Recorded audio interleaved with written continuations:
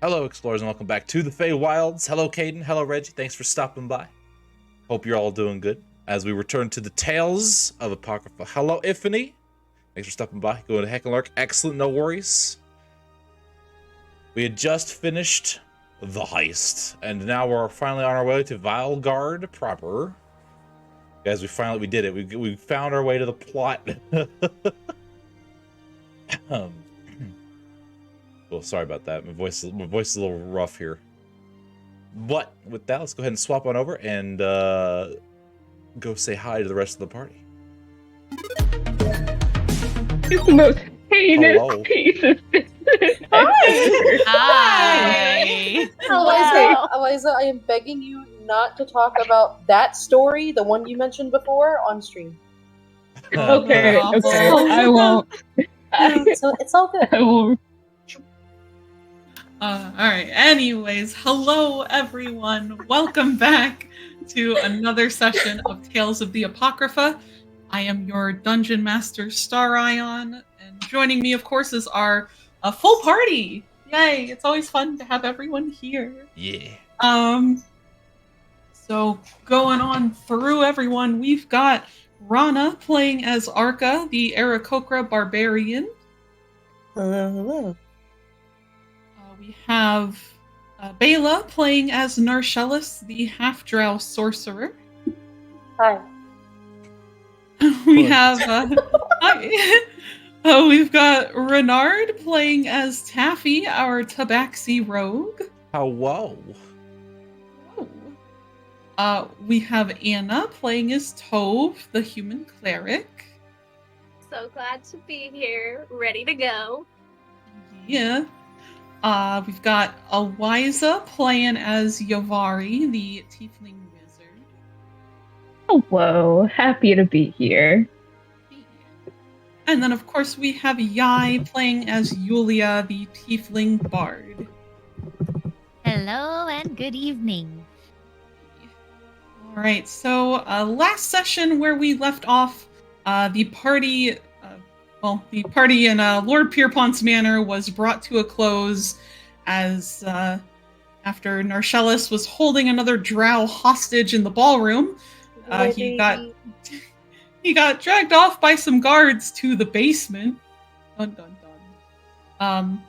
Meanwhile, upstairs, Taffy and Yuvari managed to get the statue after nearly being stopped by a gnome who was fairly intent on trying to get them to not run off with the statue, but they thankfully succeeded and made it out in one piece.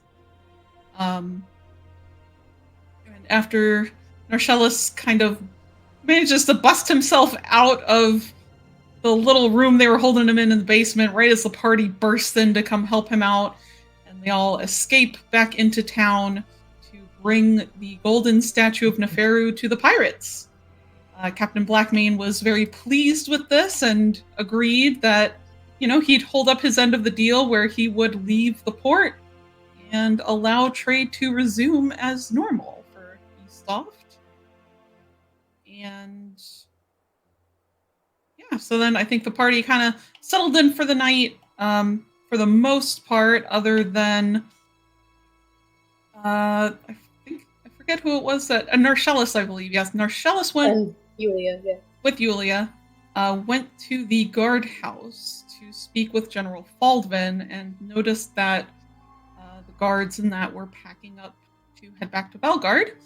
And they managed to come to an agreement where they would be accompanying the general and his men back to Belgard, since the party is, able to now put Eastoft behind them to focus on the real reason they all have banded together, which was to chase down Sturkin, the man accused of attempted regicide on the Queen of Valgard. that is about where we'll pick up now. Can't wait to find this man. I just want to talk. Right? We just have a I few just wanna questions talk for to him. him. We just want to talk. Just a couple. Yeah. Just a couple Just a couple. questions. Yeah. Like, Maybe a I'll couple hold his punches. arms because they're so tired. Nothing Everyone nefarious else- at all. Yeah, exactly. Exactly. So, all right. So, basically, what I'm going to do is, since now the party, we are going to be traveling by foot. So I am going to be doing kind of a little skipping ahead. We will have moments to stop for roleplay, for interactions. No worries about that. I just feel like it'll be easier than roleplaying every single day you guys are out here, because it's going to take probably almost a week to get back to Valgard. Such a boy. long walk. I know, it's great. The longest walk in the woods. Aren't you glad we're not going for a ship? Yes. You don't want to sail around the entire continent just to get Right? to Valgard? No, I really don't. Nurse Stella is hating every second We of just it. have to tie Narcellus to the mast. Like, don't worry. Yeah, about it. really? It's That totally wouldn't make it 10 times worse. okay. Oh no. A little bit of trauma. Just a little. Right. Yeah. But yes, so regardless, you all get a good night's rest at the tavern, and you wake up that next morning. Maybe a little tired, as you probably got to bed fairly late, but knowing that, it was time to hit the road. So you all gather your things and meet up with General Faldvin and the rest of the Valgard military unit that had come in to help with the pirates. You see he's accompanied, of course, by Runarian, as well as Sypha and Legan, but you do not see Ursa amidst those leaving. So yeah, you guys join him, and off you go out of Eastoft. Essentially, your path is going to be going around the One Scale Lake, passing through Drake Mound, and then onward to Valgard. Your first day of travel is pretty uneventful. Most of it is spent going through the Ashwood, which is just kind of chill, Just fine. There's thankfully no chimeras that come to try and eat you from the trees. No Thank God. Sahuagin. Yeah, right. No Sahuagin coming to ambush you. It's just a very nice day as you guys walk along. You make camp at one point. Yeah, right. Yeah, there you go. Yeah, it's only 30 feet to Valgard. Look at that. Look at just the. Yeah. I was Easy. just trying to show where the Skip jump. what the path Yeah, might look more or like. less. Yeah. 30 feet, I can make it in one action. Yeah. Yeah. There you go. Oh, God. So, all right. So the next day, you're continuing along your path. You guys are now probably around the southern tip of the lake, maybe a little further. By the time it is starting to get dark out. So you begin to make camp again, and you find a clearing up ahead. Oh, that's not ominous at all. We will go to. Huh?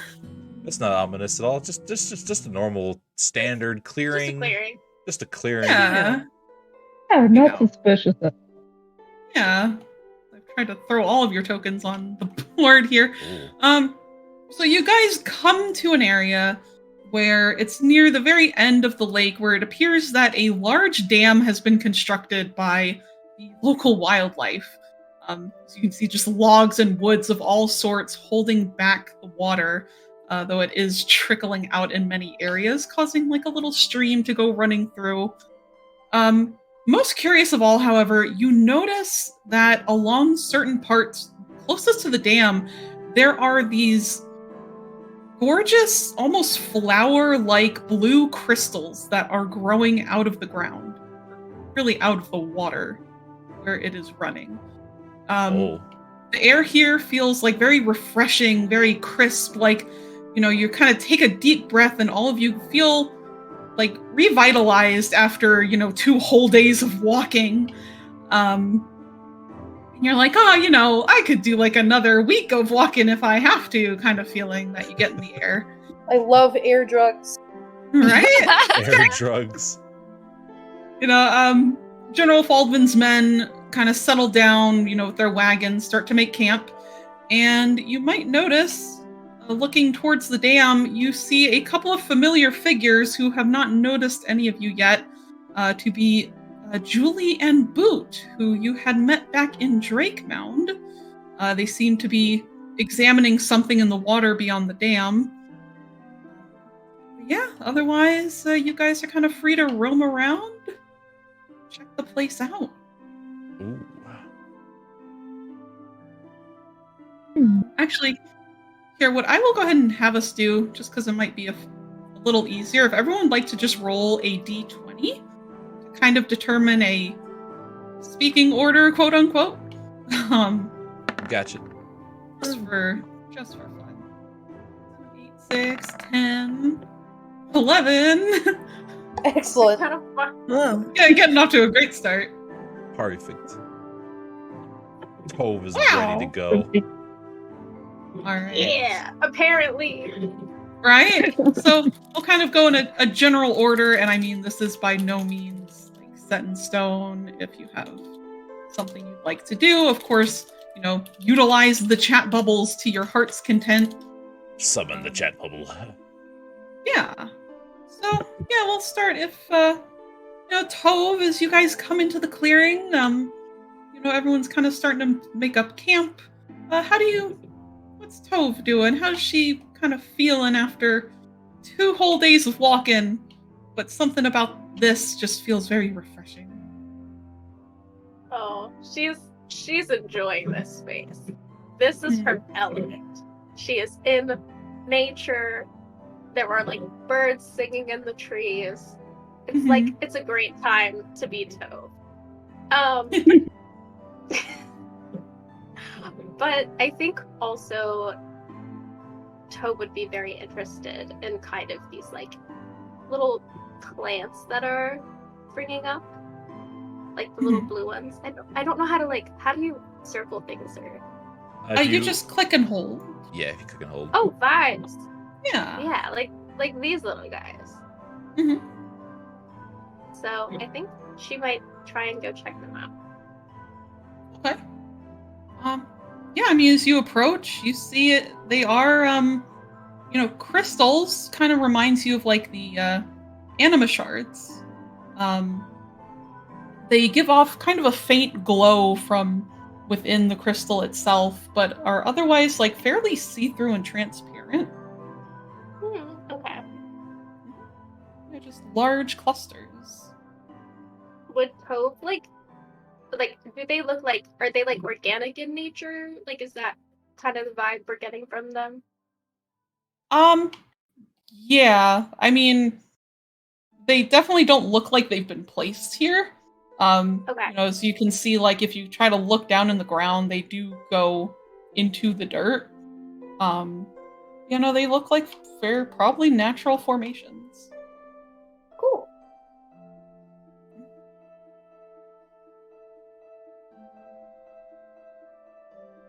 Pick it up.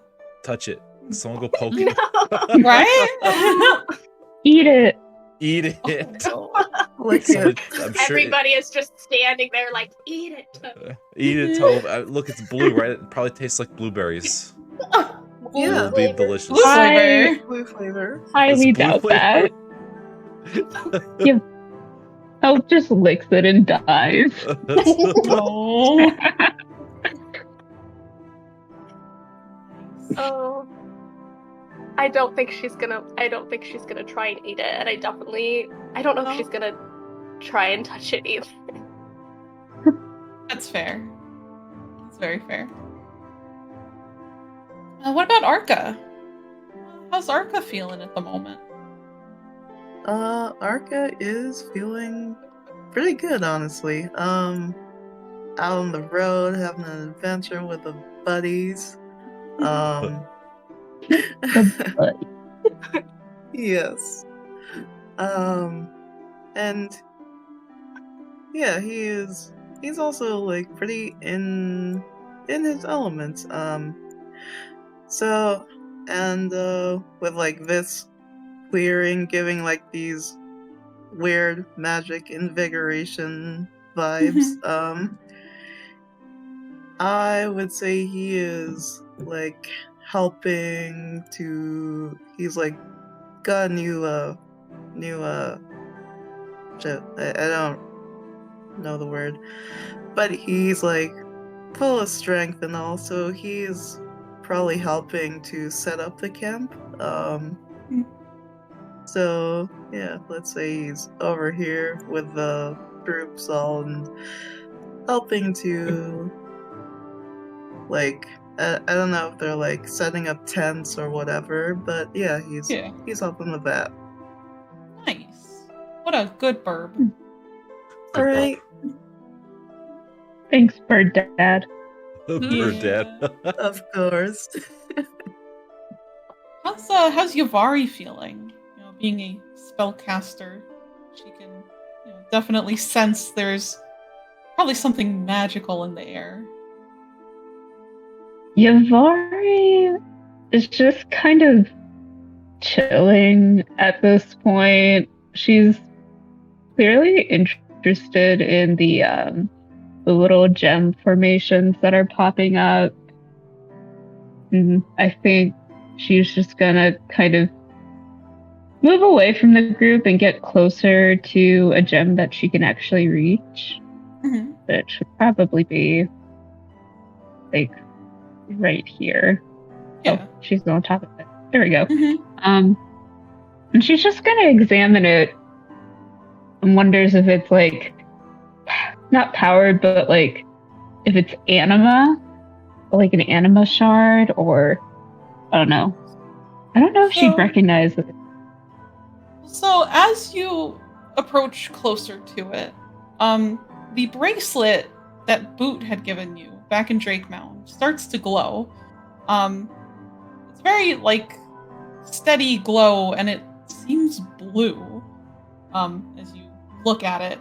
And as you come to examine the crystal, it definitely does remind you of the anima shards that you and your companions carry. It's just a big cluster of crystals. Yavari's gonna touch it. Perfect. The first test Do what subject. Taupe could not. You touch it, and it's very cool to the touch. Kind of almost like you're putting your hand like into like very cool water. Otherwise, nothing happens. It just feels very cool. Should eat it. Yeah. Yavari's not gonna eat it. Just start collecting a bunch of it. Yeah, she's actually gonna pull out her like little journal that she has and writes down anima shard ? Flower blossom. Will elaborate later in her little journal. So good of her. Valid, honestly. But other than that, she's just vibing, she's chilling. Narcillus. Hey. Being anima sensitive as he is, he can also absolutely sense this, you know, very refreshing feeling to the air is probably anima caused. Yeah, how's he feeling? What's he up to as they come upon the site? He's watching Yavari, and he does get kind of a little bit closer when she kneels down, and gets this kind of semi-horrified look on his face when she reaches out to touch it. But otherwise, like he just kind of stands back. He's like, "I don't make her own mistakes." But he has absolutely no interest in being near any of this, so he is going to come over here as far away from all of this shit as possible. without Valid. encroaching on Miss Sypha. But he is kind of watching Tove in a not so friendly manner. Oh, Being as Yeah. they had their last argument. Oh. All right. Taffy. How's Taffy doing? What's he up to? so the first thing is, can we see? This is Julia, right? Yeah, you can see her and Boot up here. Okay. They seem to be looking at something in the water. Does anyone happen to notice each other? I imagine because I was just kind of letting y'all go through at least one little round here. Julie will probably absolutely notice Yavari, since she got so close. Yeah, otherwise they seem very engrossed in what they're doing. Okay. So Taffy is like, okay, I don't. It's been a couple days since we left. Yeah, this is the end of your second day of journey. Okay. So he's a little calmer now that he's left town. Mhm. Hasn't been arrested by a lizard folk busting through the door. So he kind of leans on the stump right over here.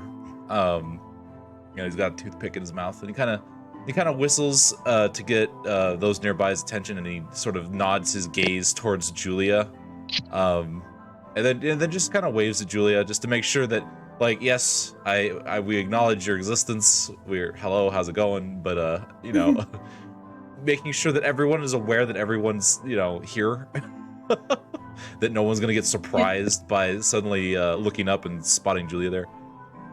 Yeah. And then he's going to just, he sees Yavari touching the things, and she didn't catch fire or anything, so I guess it's safe. But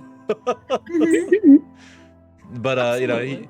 he doesn't want to get too close. He's gonna let all the everyone else kind of poke around at the crystals for right now. Good man.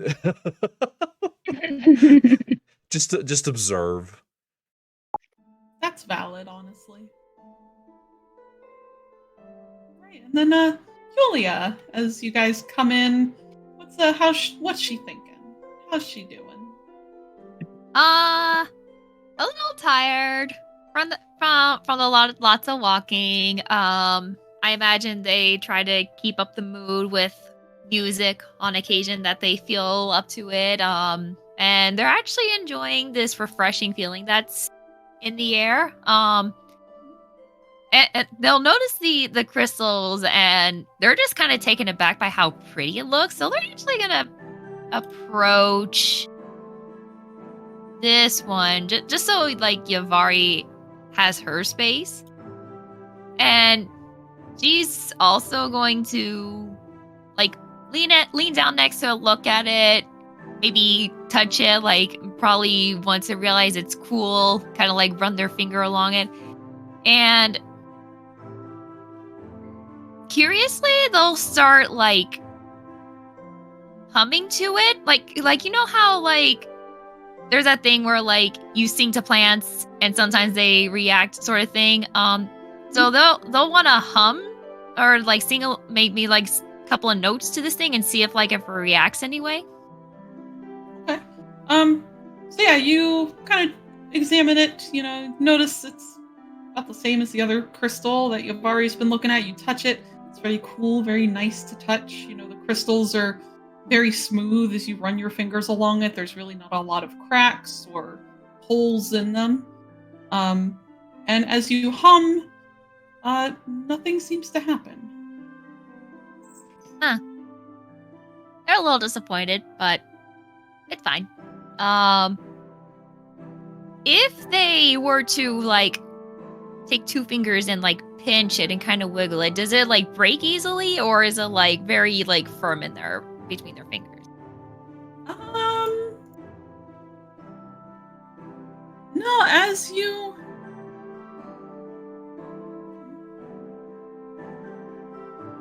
hold on.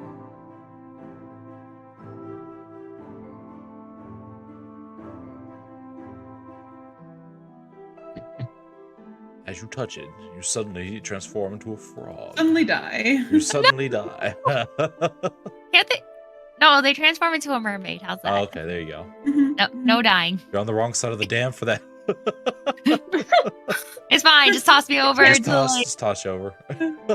Transport to a mermaid and then die. Oh my god. Yeah. Yeah, so you reach out, try to wiggle a little piece of it. But no, it does seem very solid. It really does not give at all. Okay. So then they'll just kind of leave the one that they're at, and then they'll approach Yavari just to kind of see what they think. And I'll just leave it at that to like move it along. Nice. And all right, so as you guys come settle into the clearing, actually, here I will go ahead and get to you first, Marcellus. 1 second, I'm reading something. Okay.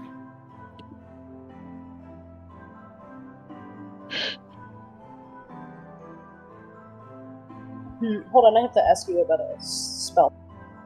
Okay. All right. In the meantime, for a moment, maybe. There you go.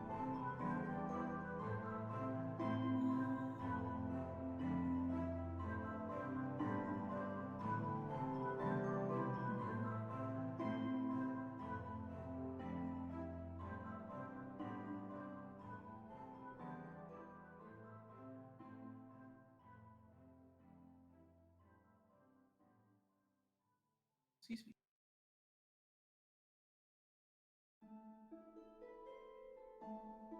Yeah, I'll allow it. So he's going to he's watching Yulia and Yavari, and especially once Yulia goes over toward them. And he woke up. He's having a burst of energy. He's gonna cause some problems. Oh Yes, you no. Oh, And- no. And Marcellus is gonna cast Prestidigitation to cause the water in the stream there to suddenly rise up and hit both of them in the face. No. Oh.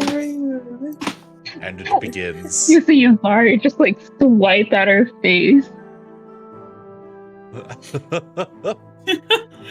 How dare you? How dare you?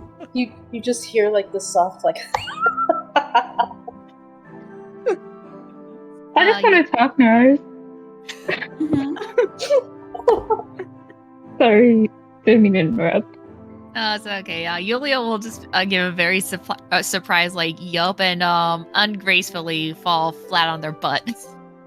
Oh. As all of this is going on, Julie suddenly will like perk up and turn around.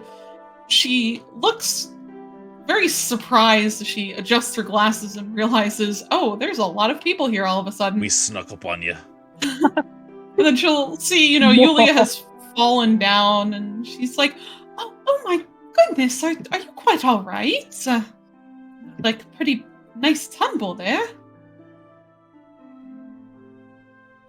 I am just a little wet, and only my pride is wounded. That's good. That's good. Oh, I didn't think anyone would be out this way. Are you all here to study the anima crystals as well? Yavari perks up and she goes, What? Have you been studying them? What are they? She's kind of geeking out about it. She really wants to know. Well, yes. Boot and I, we've heard reports that there have been a lot of large animals roaming the area, and as you can see, as she motions to like the dam that she is precariously perched upon, the beavers around here have been building very large dams. I mean, they put entire trees into this thing. We've been trying to study what might have been causing it and found there were a lot of these crystals here in the lake. We're still figuring out what exactly is causing all this anima to build up, but believe it's having some strange effect on the water. Navari looks at the water, and the water looks really clear.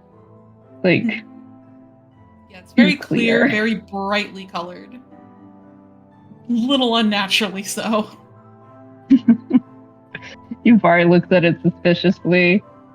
Is it dangerous? I don't believe so. Bill drank some earlier and said he felt incredibly energized. Probably the most energetic I've seen him in a while. We believe it's been having some effect on the animals that have been drinking from it. I suppose the water has been infused with the anima coming off the crystals and has been having strange effects on the wildlife.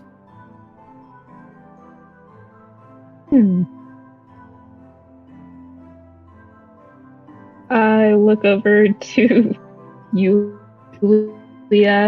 and wonder what she is thinking about. What do you Honestly, there's a part of Yulia that really wants to go swimming in this body of water. just like the way the air feels alone, like they'll stand up now and they'll try to like peek over to like where the large body of water is, and it's just kind of like thinking, huh. Well, they'll say this out. They'll say this part out loud. It's like, I mean, if it feels nice just being here, wonder what it'd be like going in it. Actually, it might be quite refreshing. I would be careful not to get, overexposed to the animas. There are lots of crystals out in the water, and as you peek up over the dam to get a better look at this body of water, you can see, even from like the weird angle you have, that there are a ton of crystals out in the water, much larger than the ones beside you guys. And they are glowing much more brightly. You notice as well. I'm sure it's perfectly safe. Nothing glowing has ever been a problem. Yeah. Oh, anyone good? Yeah. It's Hey, not Yulia, you should go take a look. Swim out there. so it's not like the sunlight making them glow, right? It's like they're just kind of glowing on their own. Yeah, they are glowing like from within the crystals. So Yulia will kind of tilt their head side to side, then look to Yavari. And a little grin comes on their face, be like, I'll dip my feet into this, actually. So they'll just make their way carefully up to Julie and kind of get as close to the edge of the water as they can to kind of sit, take off both boots, and like start just dipping their feet into the water just to see how it feels. The way I want Yulia's foot to glow for the rest of the campaign. Hey, look, guys, a free light source. Like, we can't see. Just take off your boot, Yulia. Yeah, exactly. I don't need dancing lights anymore. I am the dancing light. I am the dancing lights. So, what, you're sticking both feet in or like one foot? They'll start with one foot, but then eventually they'll just stick both feet in. Okay. So you put your one foot in, and the water is probably about as cool as the crystals. Like, it's not cold, but it's, it's very nice and refreshing, as it is a little warmer out today. And as you stick your other foot in, as you stand there for a little bit, you can feel like a lot of the soreness and like the achiness from your feet of walking for the last 2 days definitely seems to get washed away as you stand there in the water, and it definitely feels very, very nice.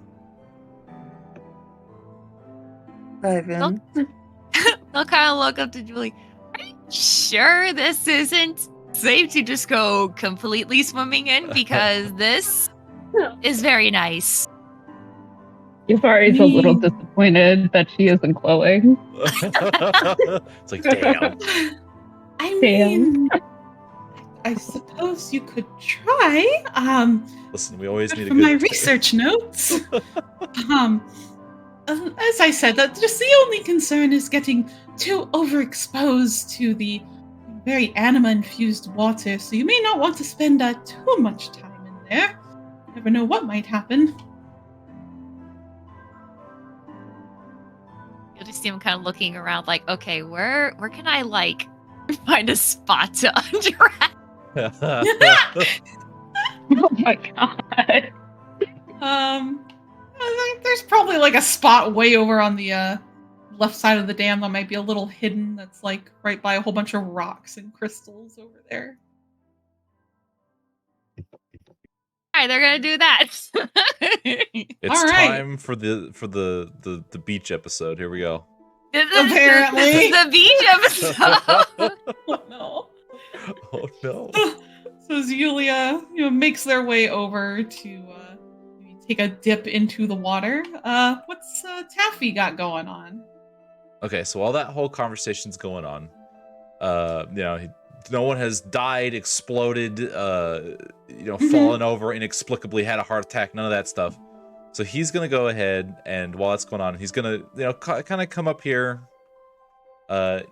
look over these shards. Now the clusters themselves, he's not gonna mess with, but he is gonna look around and look for any hand-sized loose pieces of just like little shards that might be in the riverbed. Okay, make a perception check for me. Okay. Or yeah.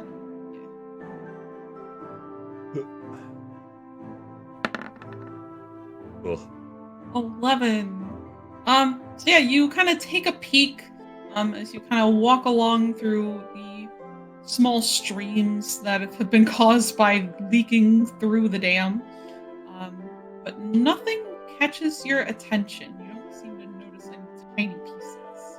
Okay. So while he's, kind of kicking around in the mud, he kind of waits for a break in the conversation. And he's like, Julia, right? A couple questions, and forgive my ignorance, but do beavers typically build dams this big? Oh goodness, no! I think this is the largest one I've ever seen. I would have expected them to maybe build something a little smaller down the river, but this is quite large. I see. Are beavers typically, we'll call them, defensive of their territory? Not that we've noticed. Since we've been here, we actually haven't seen them, so I don't know if we've scared them off for the moment, or if it's simply something they've abandoned for the time being. Then he kind of scratches his chin. He's like, and how long have you been here? We got here around a little after noon. And I see the sun is about to start setting, so we've been here for a good half the day. He's a little concerned. Kind of looks around. He's like, I gotcha. Do you happen to know if, since you guys have been here the longest so far, these shards, are they tied to the river, or did they, have you taken any pieces of them for inspection? Do they, seem to lose their effect the farther away from the dam you get? Well, we have done a few tests, and she's going to kind of climb down to come stand over here next to, this little crystal. And she says, I have managed to break a piece off, and one thing we do notice is when they're out of the water, they don't glow quite as much. And, even if you get them wet, they do seem to have a reaction. And she's going to, scoop, kneel down, get some water in her hand, and splashes it on one of the crystals. And for a moment, you see it does light up brighter, before it kind of fades back to its dimmer glow. Okay. Then what Taffy's gonna do is he kind of smiles, and he's like, interesting. So he's gonna go to this smaller little cluster right here and pull out his dagger, and very carefully extract a piece just large enough to fit in his palm. Just kind of wiggle a piece loose if he can. And then he's gonna kind of pour his own water skin over the crystal, see if it reacts in the same way. Okay. Make a dexterity check for me. Uh-oh. Of course, the time I touch it, I explode. It's just a check, not Just a a save. check, not a save thing? Okay. Yeah. You're good. It's like, wow, that seems Fine. safe. Everyone else is touching it, and then I touch it and just die. 10. So you take your dagger and you try to, break off a little piece of this crystal, and as you do so, taking the dagger to it seems to make fairly easy work of it, and you snap a piece off, and probably a little larger than you would have liked, but it seems the crystal was just very brittle. Okay. But as you take your water skin, are you dumping it now over the one in your hand or over like Yeah, the one in my cluster? hand. Basically, he's testing to see if it's the water of the river that causes it to glow, or any water in general. Okay, yeah, you pour the water over it, and it does have the same effect where it does glow brighter for a moment before it does kind of fade back down again. Excellent. So then what he's going to do is he's going to take that piece and just wrap it up and put it in his inventory. Nice. You gain 1 water attuned ? Anima shard? Anima shard. Perfect. So meanwhile, while Taffy is having that conversation with Julie, Tove. What is Tove up to? Yeah, so Tove's been kind of like, after she, looked at the water reactive ? Crystal thing, has kind of just been observing everything that's going on. And in particular, she has been very aware that Archelaus keeps looking over at her in a not so nice way. Mm-hmm. And after kind of taking a moment to compose herself, but also just get up the courage to walk over to him, she goes over to him. And she says, could I talk to you for a moment in private?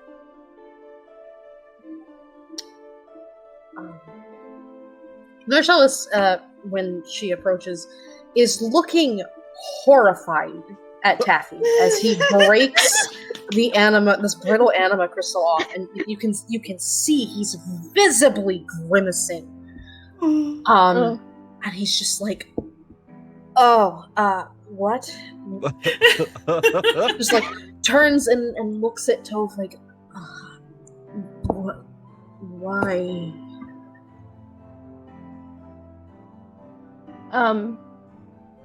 Well, and Tove here is gonna kind of, she obviously hasn't been really paying attention to what's going on with Taffy, and so she's a little concerned as to why Archelaus is concerned, but she's gonna sort of dig her toe, the toe of her boot into the silt of the riverbank, and she's gonna say,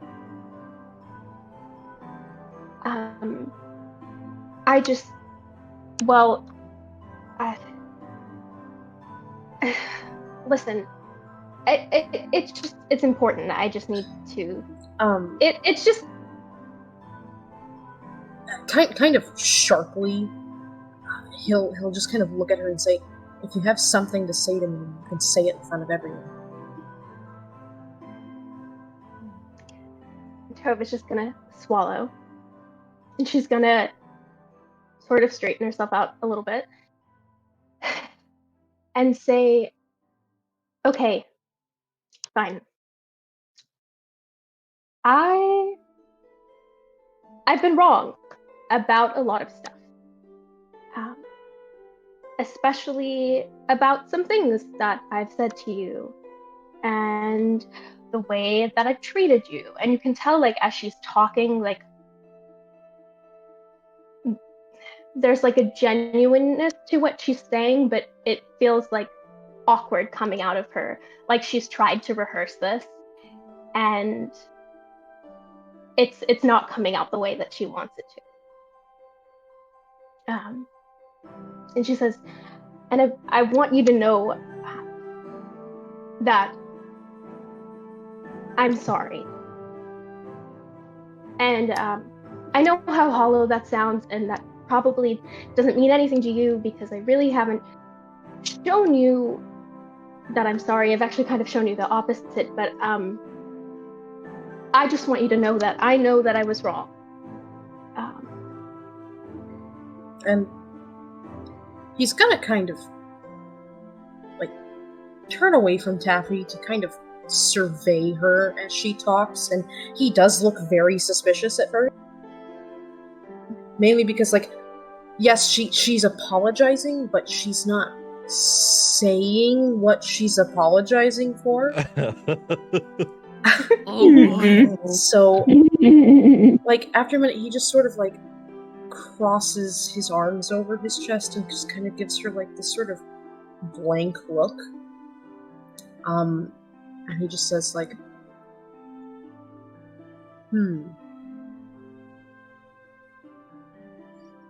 So, you're sorry about something you did and something you said. Is this an isolated incident? Am I supposed to guess?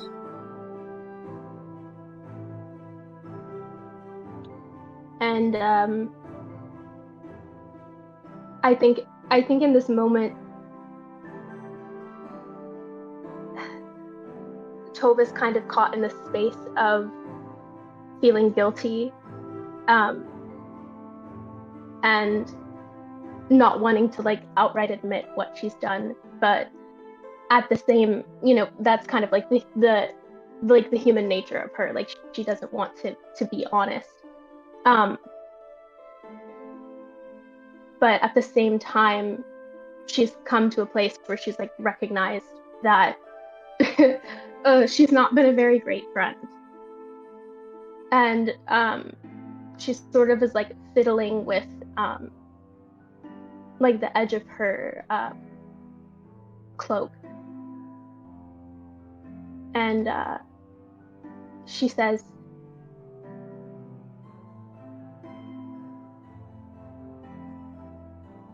I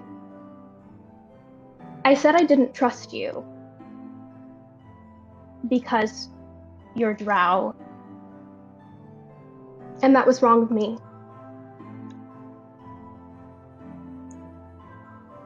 And he will reach out. He will reach out when she starts to talk again, and just like I don't know. He will just sort of reach out and grab onto her wrist, like kind of almost too tightly.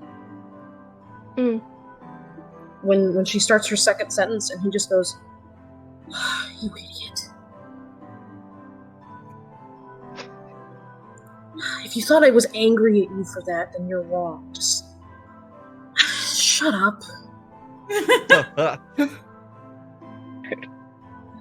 He takes a minute. Oh, sorry.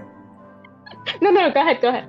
He's like, he takes a minute. And he's like, "If you think that's the worst thing that's ever been said to me, you are sorely mistaken, Tove. I don't know why you're so hung up on this, and yeah, I was pissed, but I'm not now. And besides, and you can see he's not good at this. It makes him uncomfortable. Like her being vulnerable with him has made him uncomfortable. And he just sort of he takes his hand off of her, and he's just like, I guess the reason that I kept bringing up that you were human is because it's not a derogatory thing. It's just I didn't want you to fall and break your damn neck because I care. Okay?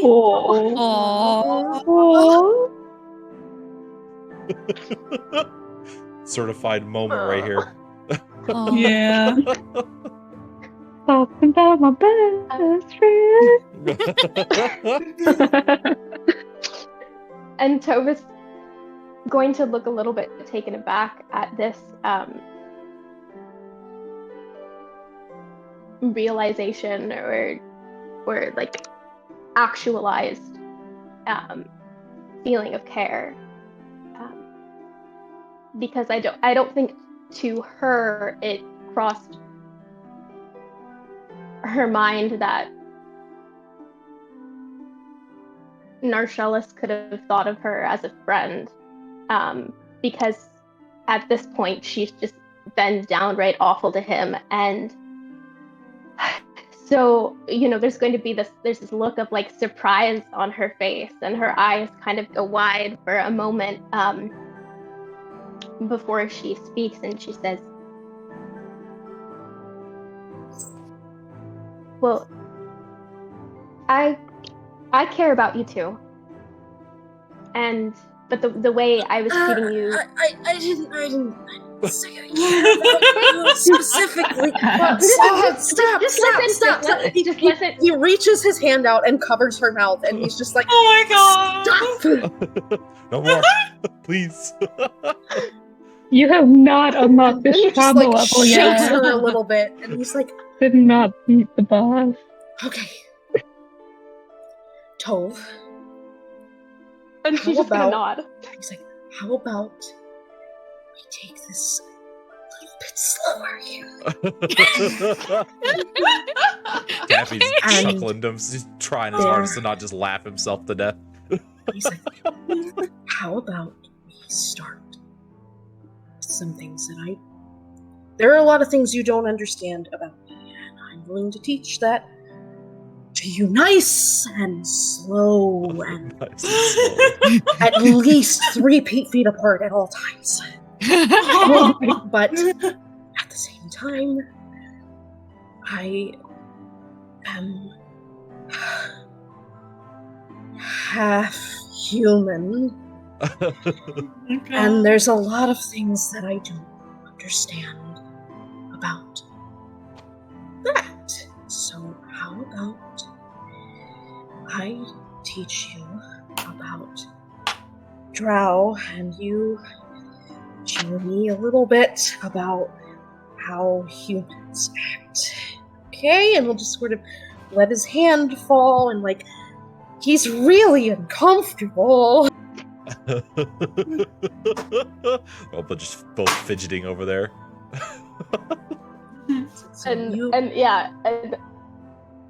Oh, go ahead. He's just gonna say, you just show me a little bit everyday human things.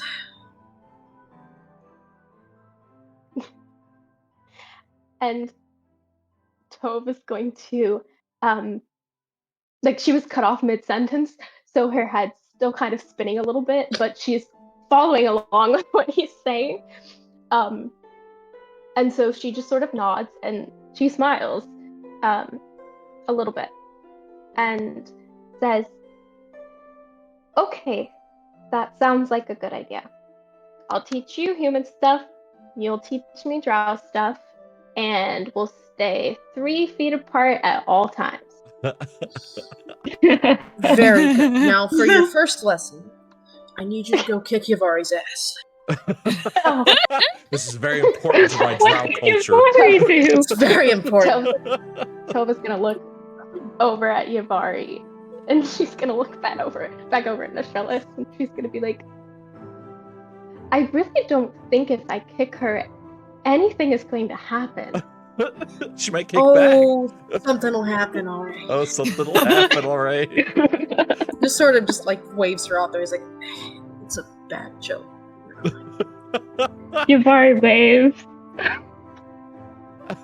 So where's that? Anyway, can we go back to being several feet apart? Several Yeah, feet yeah. apart. No, absolutely. I'm gonna need totally fine. Mm-hmm. Totally fine. Totally great talk. Measures exactly 3 feet apart. Just maybe a little. He just sort of feels like everyone is looking at him, so he's gonna be like, I'm gonna go see what Ark is doing. He's stifling laughter. That's what he's doing.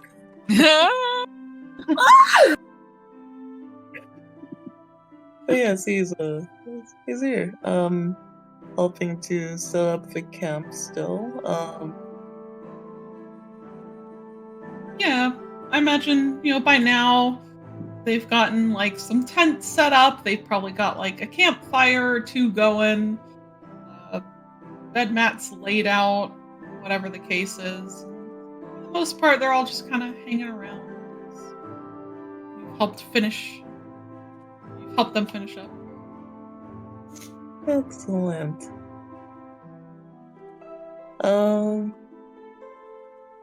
And yeah, he's probably chilling by the campfire. And he's been like blatantly watching this whole conversation go down. The first thing Narshella says to him as he stops over is just, don't say a fucking word. Don't you dare. He's so feisty. Well, Arca, you can kind of hear like, and he says like, I didn't hear a thing. Oh my god! And you know, at this point, he just sort of throws his hands up. He's like, I don't have to take this from any of you people, and just moves himself over to stand behind Runarian and just sort of quietly hide. As Narshellus comes over, Ari was just kind of hanging out.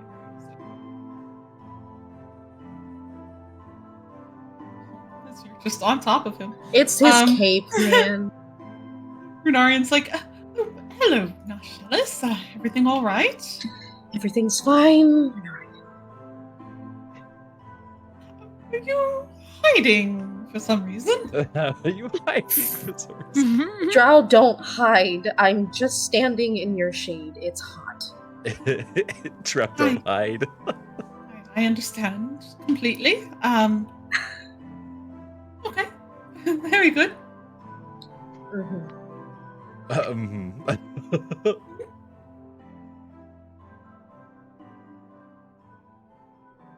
Just awkwardly standing like behind Runarian. Right? Clearly, it's just really hot, man. Yeah. That's totally. It's not anything else. Renarian's cape is blowing in the wind, keeping Narshellus cool. Exactly. Mm-hmm. Yeah. He's tall enough that if Shadow would, be good. Yeah, he's an oak tree, Yeah. All right. Yulia, as everyone's kind of doing their thing, how's she doing? How they doing? So they're kind of curious because now they see clearly these crystals.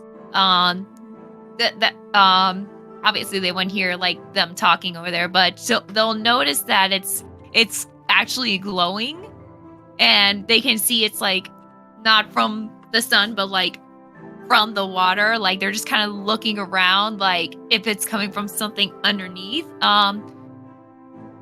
They're gonna go ahead and touch the one closest to them just to see if it feels any different versus the one on the other side of the dam. You touch the crystal, and that all of these over here that are glowing are kind of like completely submerged in the water. So the one you touch is like just under the water surface. And as you touch it, it feels like it kind of almost makes your skin like tingle a little bit, like not in a bad way, but just like weird tingly feeling. It's also still like very cool, almost cold. Yeah, just again, otherwise nothing happens. So I'll probably give a little shiver at that, but it probably at least still feels like pretty nice, right? Yeah, I mean the water is like really awesome temperature at the moment. Okay, so they're gonna commit, and they're not gonna completely, totally, 100% undress. They're gonna leave like undergarments on, and maybe take out their braids so that their hair is just fluffy and curly, just out behind them, and they're going to just gently take a dip and go into it. Oh God. Nice. And YOLO. as you fully submerge yourself into the water, it's, that initial shock is like cold at first. But you quickly adjust to the cool temperature of the water, and swimming around, like you feel great. Like you feel ready to go swim a marathon like around the entire continent. Yeah, you're just having like a great time at the moment. Okay, so At the moment. so assuming that this is kind of like healing properties to an extent, so they'll have like a couple of like teeth marks where they were bit by the Sahagin. Do those actually go away, or like they'll look like they start to fade, or are they just still there? No, as you're swimming around, like your energy feels great, and like the pain from them that you might still be experiencing since the wounds are still semi-fresh, the pain lessens, but the wounds itself don't seem to like change at all or go away.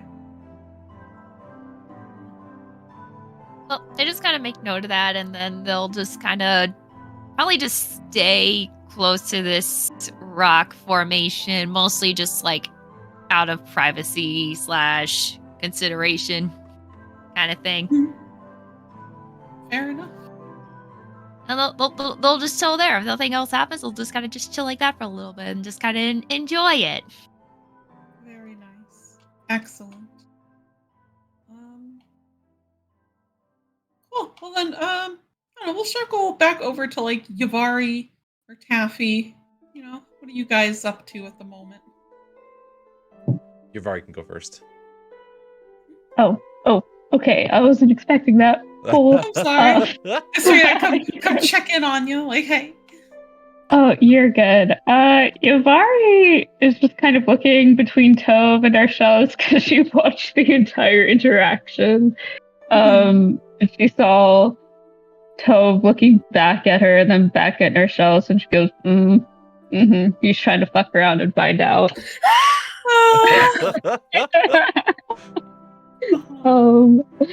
But she's still interested in the anima shards, but after hearing what Julie had to say, she's just kind of walking around, probably looking in the water.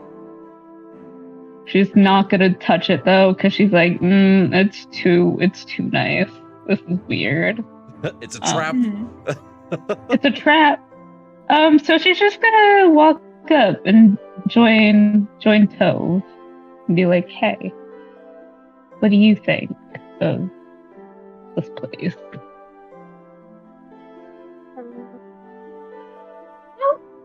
I haven't actually ever seen anything like this before, but I mean, it does seem like a pretty cool place to camp for the night. Yavari looks around. It's like, oh no, Minarian. It's okay. I was fixing it. Sorry, blinked he's out of catching existence. my cooties. Yeah. My cooties. Yavari doesn't trust how peaceful it is. She's like, something's gonna happen.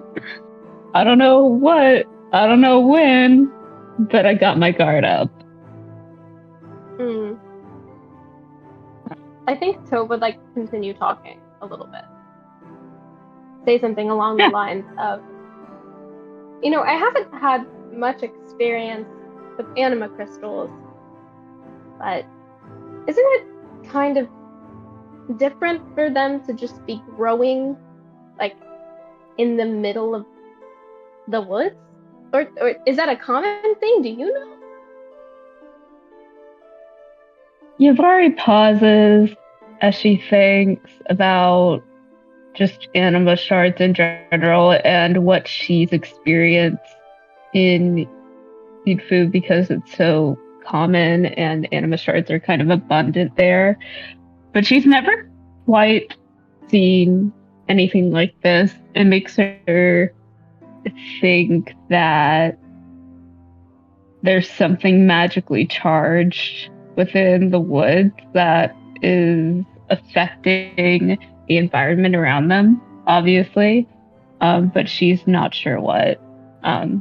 So Yavari looks at Tove and she shrugs and she goes, I've seen lots of anima shards in my time, but this is something special. Oh. Tove will just kind of nod and say, okay. Well, Okay. I mean, are you worried about them at all? I mean, you don't seem as particularly like as excited as say Yulia is to jump right in that water. I don't trust anything that looks too good to be true. Taffy over here. Oh man, look at all these shards. I'm just gonna put them in my pocket. I'm just gonna pick one up. As he should.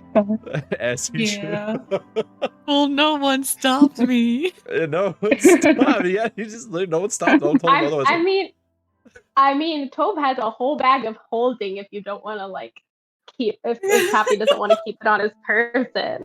Taffy doesn't trust him. Like, he's like, all right, if something bad's gonna happen, it might as well just happen just to me. Like, if he's gonna explode into crystal in the middle of the night, he's gonna make sure it's safe before he's like, hey, can you hold my stuff? By potentially dangerous traps and the whatnot. Here, let me just open up your bag. I'm gonna dump all my inventory into all of my belongings in it. Darshella threw all of his party clothes in there. It's Yes, fine. he did, and his musical instruments and everything else he didn't want to hold. Yeah. Just Mom has the purse. It's fine. Mom holds all the costumes. Mom does. Just throw it all in there. It's like, Mom, I need to change clothes. Mom, I need a Band-Aid. Mom, I need a Band-Aid. Mom, I need a Band-Aid. It's the bag where she keeps all the motion. Yeah, you got any Prozac in there? Any Prozac? I do not, but I do have some candles. So there you go, perfect. Close enough. Yeah. There you Close go. enough. All right. Well, then we'll head back over to Taffy. Oh baby. The I guess real quick, Arca, did you want to do anything before I go traipsing around the woods here? No, go ahead. Okay. So what Taffy's gonna do is, he hasn't, died, suffered a heart attack, any of that stuff. Is all right. This crystal is killing me right now, this second. So we'll see how it goes over the course of the night. Then he, after he wraps it up and puts it in his pack, he asks Julia, he's like, so you've studied, you and your Boots, was it, if I remember correctly? Yeah. You two've run around and dealt with a lot of anima in your times, right? This is sort of your wheelhouse, your field of study, as it were. Yes, we're actually part of a guild who researches the natural buildup of anima in places like this, and we've been mostly sticking around Drake Mound and Eastoft, mostly researching into that forest, and then this as well. He's like, gotcha. He sort of thinks to himself. So this guild, real quick, what guild did you say you were from again? We're part of Crystal Guard. That's right. I think I remember that. And does your guild do you have sort of like a scouting sort of thing where you go out, you find animal crystals, and you come and collect them or something like that? We don't tend to collect them very often, except for research purposes. And I know there's a couple of guild members who might. I think we have a whole other branch of the guild who usually does that to distributes the stronger ones out to the general populace, as they can be very helpful in day-to-day lives. But ones like these, she'll kind of like tap on the crystal next to them. Ones like these aren't much good. They, as you see, they're not very glowing, so they can't really hold a lot of anima in them, but they're still very good for research purposes. So he's like, I see. So, and at this point, he's like whipped out his little book, and he's like, pulled out a little bit of piece of charcoal, and he's like making some notes. So salvage rights would be more towards the Crystal Guard, then, I would assume. Don't want to cause any kind of ecological issues for just traipsing around pulling these things out of the ground. Do I happen to have that right? It's not really my decision. If you decided you wanted to take some of these with you, I wouldn't really tell you not to. Oh, of course. It's just I'm just trying to be a little bit, from one guild member to another, cognitive of the actions of friendly terms and all that. As you I don't know if you happen to know, but I am part of the Padlock Guild, and I was wondering if we might discuss a little bit of a business venture, as it were. Oh my god. Oh no. Oh, This is what he does. Oh, See, the businessman coming in. Here comes the business. Like, he continues on. He's like, see, these crystals here, they could have very good properties to the common folk and everything else like that. And as you did just mention, the Crystal Guard sounds like they do distribute them to the general populace. I was curious, though, what kind of, getting them out to a general larger market, do you have any experience with that? If not, perhaps the Padlock Guild could assist in that. And in addition, we could also assist with extraction of the resources here. And of course, the Crystal Guard would get a, perfectly fair cut of the profits as well. Well, I wouldn't be really the one you can speak to about that. I am not very familiar with the matter of distribution. If that is something you're interested in, you would really be better off speaking with the Guildmaster in our headquarters out in Idfu. They would really be the one you would want to bring this up with. Of course. Guildmaster in Ifu, and he sort of mentions to himself, reads it back as he writes it down. Excellent. Just go ahead and mark this down on my map here. Of course, and that sounds like an absolute plan to me. Now, just in case, I am Taffy, part of the Padlock Guild, and agent. We deal in security, that sort of thing. So if you ever need any security-related issues resolved, we're the guild for you. And he's he finishes making some notes and that sort of thing. And he's like, these crystals seem to have some kind of a refreshing effect, as it were. Does that sound about right? I'm not exactly very well versed in magic in general, aside from the basic kind of. Yes, it for the most part, from what we've studied With the water so far, and from observing the local wildlife who's been drinking from the water, it seems to be very, refreshing and gives you back a lot of your energy. Or in the matter of some wildlife, like some of the beavers we've been seeing, they've been growing exponentially. I mean, usually a beaver is about this large, and she'll like use her hands to like kind of about guesstimate about how big a beaver is.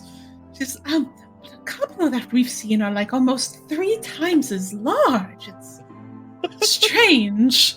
So he kind of he pauses for a second, kind of stares like out from behind his book, glances left and right, like he's expecting some kind of dire beaver to kind of fly out of the woodwork at the mention of that. It's like, I see. Gotcha. Well, in that case, do you think this would have like any? I mean, I guess that would involve further research. Good to know.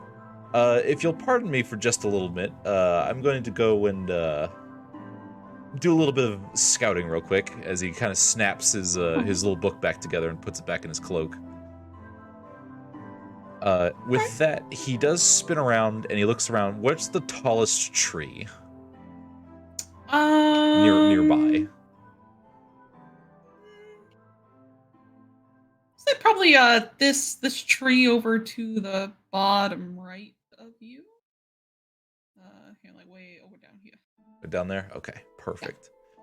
So he nods and he smiles. He's got that the little twinkle in his smile as he walks over here.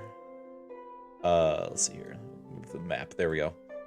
And then he's going to very carefully, safely, so that I don't have to roll and fail and then break my neck, climb this tree. Mm-hmm. And I don't know how long you want that to take, but he basically wants to climb the tree and then use it to look around, specifically looking for beavers or anything popping out of the water, or, from his high vantage point. Purple-haired tieflings.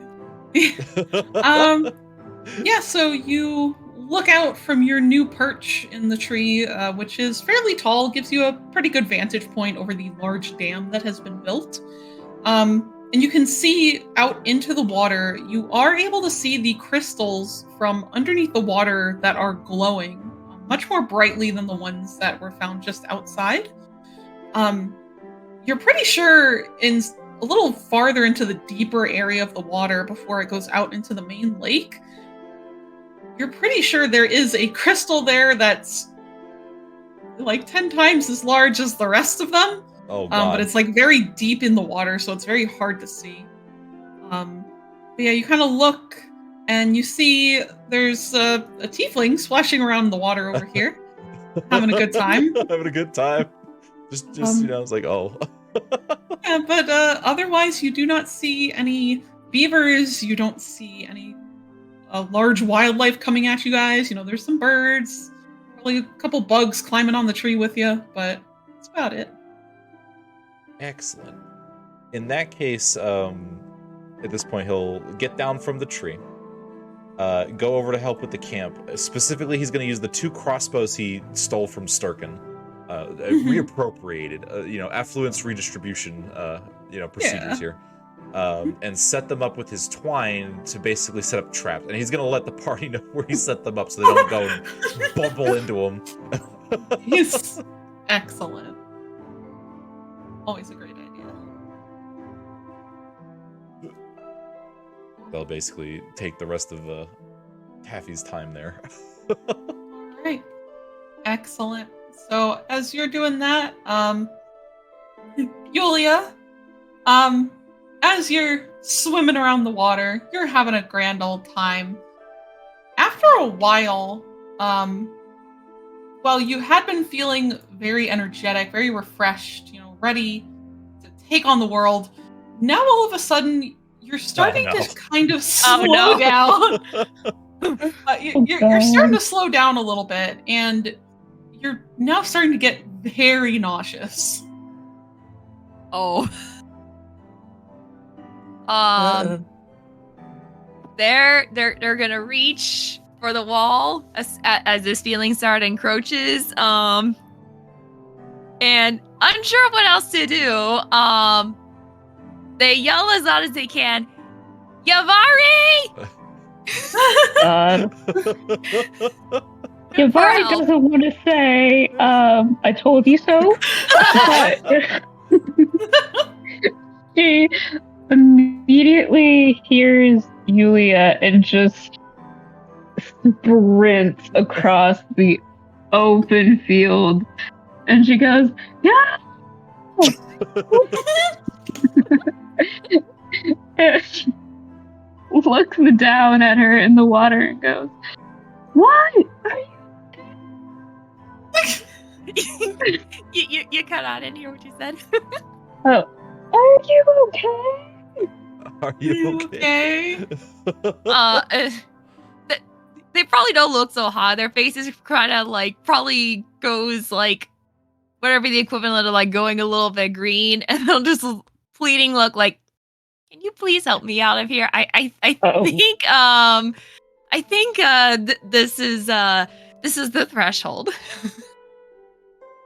Yavari just looks so irritated. Irritated. So smug. She's like, what did I say? What did I just say to Toe? I said I don't trust anything that looks too good to be true. Oh, look at you.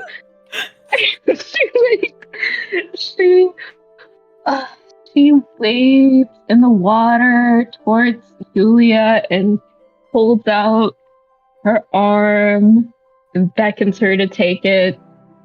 Come on. So they'll reach for it. But they're struggling a little bit. Like they're trying to get a footing on a rock, and their limbs are just kind of not cooperating for reasons that they do not understand. Spaghetti-o. Yavari sighs very deeply as she like grabs Yulia by like underneath her arms and starts dragging her back to shore if she can. Yeah, so as you go in, grab Yulia, you see actually Julie has made her way over to you guys, and she will kind of get down there and help you out to drag Yulia out of the water. She says, what happened? Is everything all right? Yeah, we're having a joyride.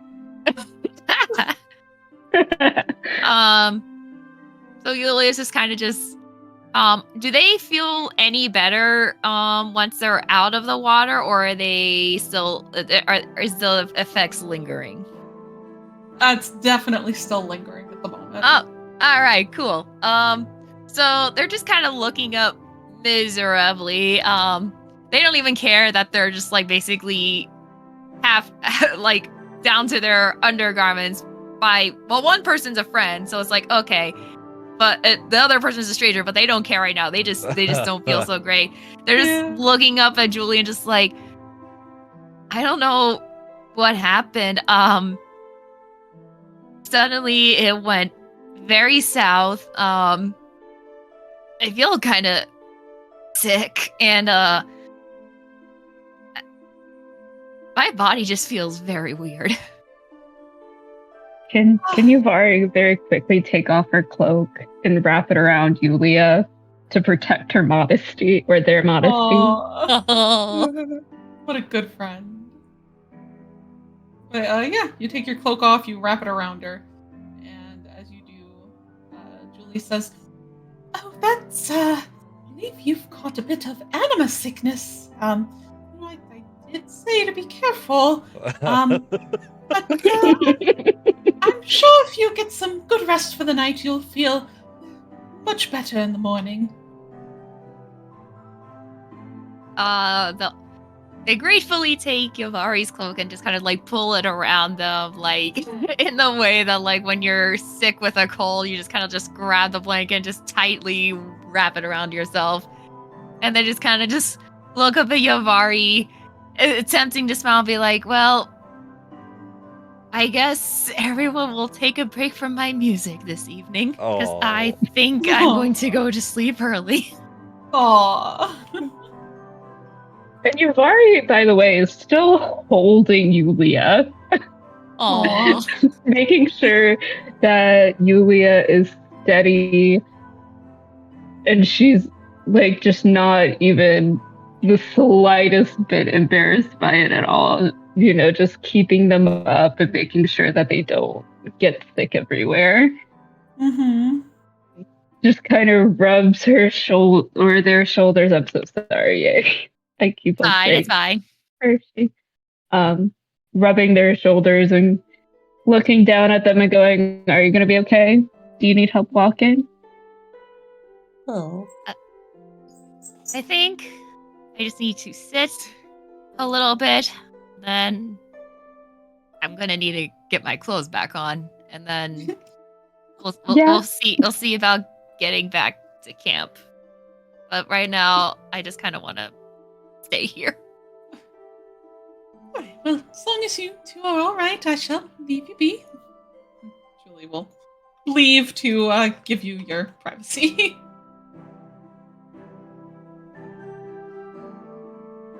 Alright. Excellent. So, unless there was anything else anyone would like to do while you guys are here, then we will continue onward. Hey. Nope, I'm good to go. Good. I'm excited. Excellent. Well then, onward we shall go. So you all settle down for the night. And Julie and Boot probably have their own little campsite as well that they go and return to. And you all get some good rest. And in the morning, you are off once more on the road to Valgard. Well, I mean, I guess to Drake Mound. You'll have to pass through there. But it's Drake fine. Mound's on the way. Right. And before we get and- to Drake Mound, spend another 10 sessions there. No, we're not. We're not. I'm done. That map done. doesn't even load. Yeah. So onward you guys go. And you're, I think at this point actually, you guys have probably passed Drake Mound. So we'll say it's been another few days of travel.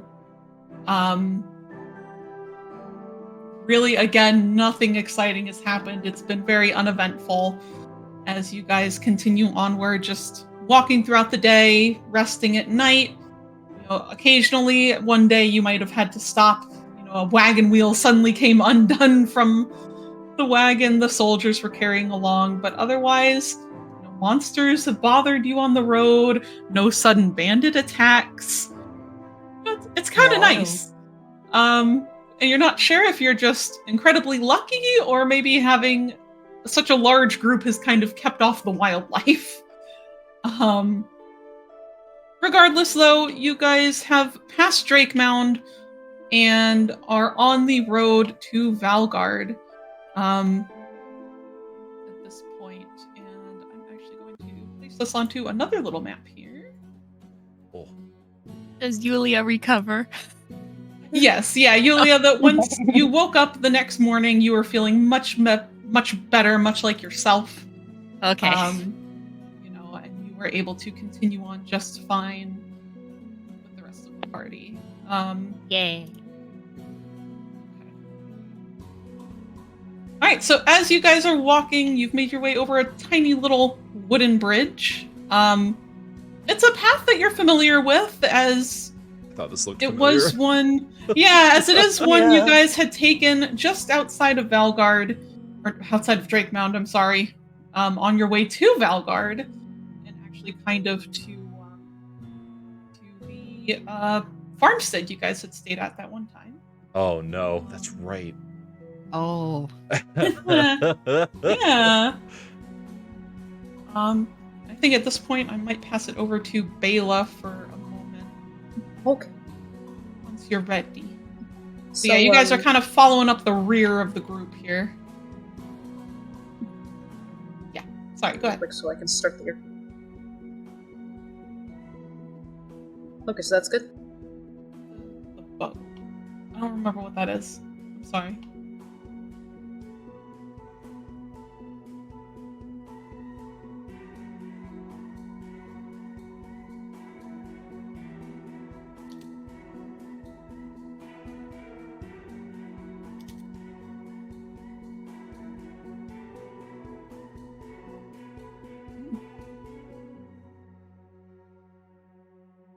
Yeah. Yeah, you're good. Sorry, I'm looking for what you pointed out on the map. Oh, this. Ah, yes. Okay. Mhm. So, at the moment, he's kind of fallen back by Tove. And he's holding something very new in his hands, and it is a dark carved bow that seems a little bit smaller than a long bow and a little bit too big to be a short bow. And he's very excitedly talking about it to Tove. And as the conversation progresses, he's just like, "Yeah, I've never really gotten to use anything this nice before, and no, I've got a couple arrows made, so I guess it's worth a try, you know." You should go for it. Absolutely. It's like, I mean, I'm sure you'll be great. and I'm like leaning in his chest. I can't believe that he made it. Oh, Oh. Christmas came early this year. It's like, If- you should, or go ahead. Oh, Tove was just gonna say that was a really nice thing for him to do. It's like, I expected it to come from Ari, but like, the general made it with his own hands. I don't know. I'm so afraid I'm gonna break it. And he looks off to the side, and he just kind of looks. Now, can you tell me what it is that he's seeing over? I can't do the double click. Oh, just. Oh no, you just There click we and go. you just click and hold it. Okay. So say that one more time though. You cut out a little bit. So, what does he see over here that you were pointing at? So as you guys are walking, you just kind of happen to notice that in between the bushes and like some hanging moss that's hanging over this little cliffside that goes along here, that it seems to, like the rock seems to go inward into a cave and downward fairly quickly. So because of that downward slope, you can't really see that far into it. Though really what catches your attention is sitting just outside of the cave. It seems to have been probably discarded or forgotten about. You see there's like, how do I describe it? A few pieces of what looks to have been a large piece of fungus, of like a mushroom. And you notice it in particular because it's not a normal mushroom color and seems to be glowing. Oh no. Oh Excellent. no. Perfect. Glowing Marcellus mushroom. will Mhm. hold up the bow suddenly and pull the quiver off of his back and just shove it into Tove's hands. Wordlessly. And just immediately beeline over to this little area. Like quietly. And he'll look back and he'll say, "Arca, come here." Urka like whirls his head around. He's confused. But he follows. Oh, no. What is it? And he kneels down and he's gonna kind of pick up the pieces of the mushroom. Now, what color are they? That's a great question. Hold on, I gotta look at my notes. They are purple. Oh, Okay. He's just sort of like holding the pieces in his hands, and he's like, and peers into the little cavern, probably, watching everyone else just kind of stop. And he's like, do you hear, see anything?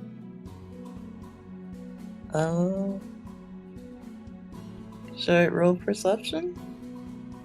Yeah, if you'd like to make a perception check, I mean, both of you, if you'd Yeah. like to, you're welcome to.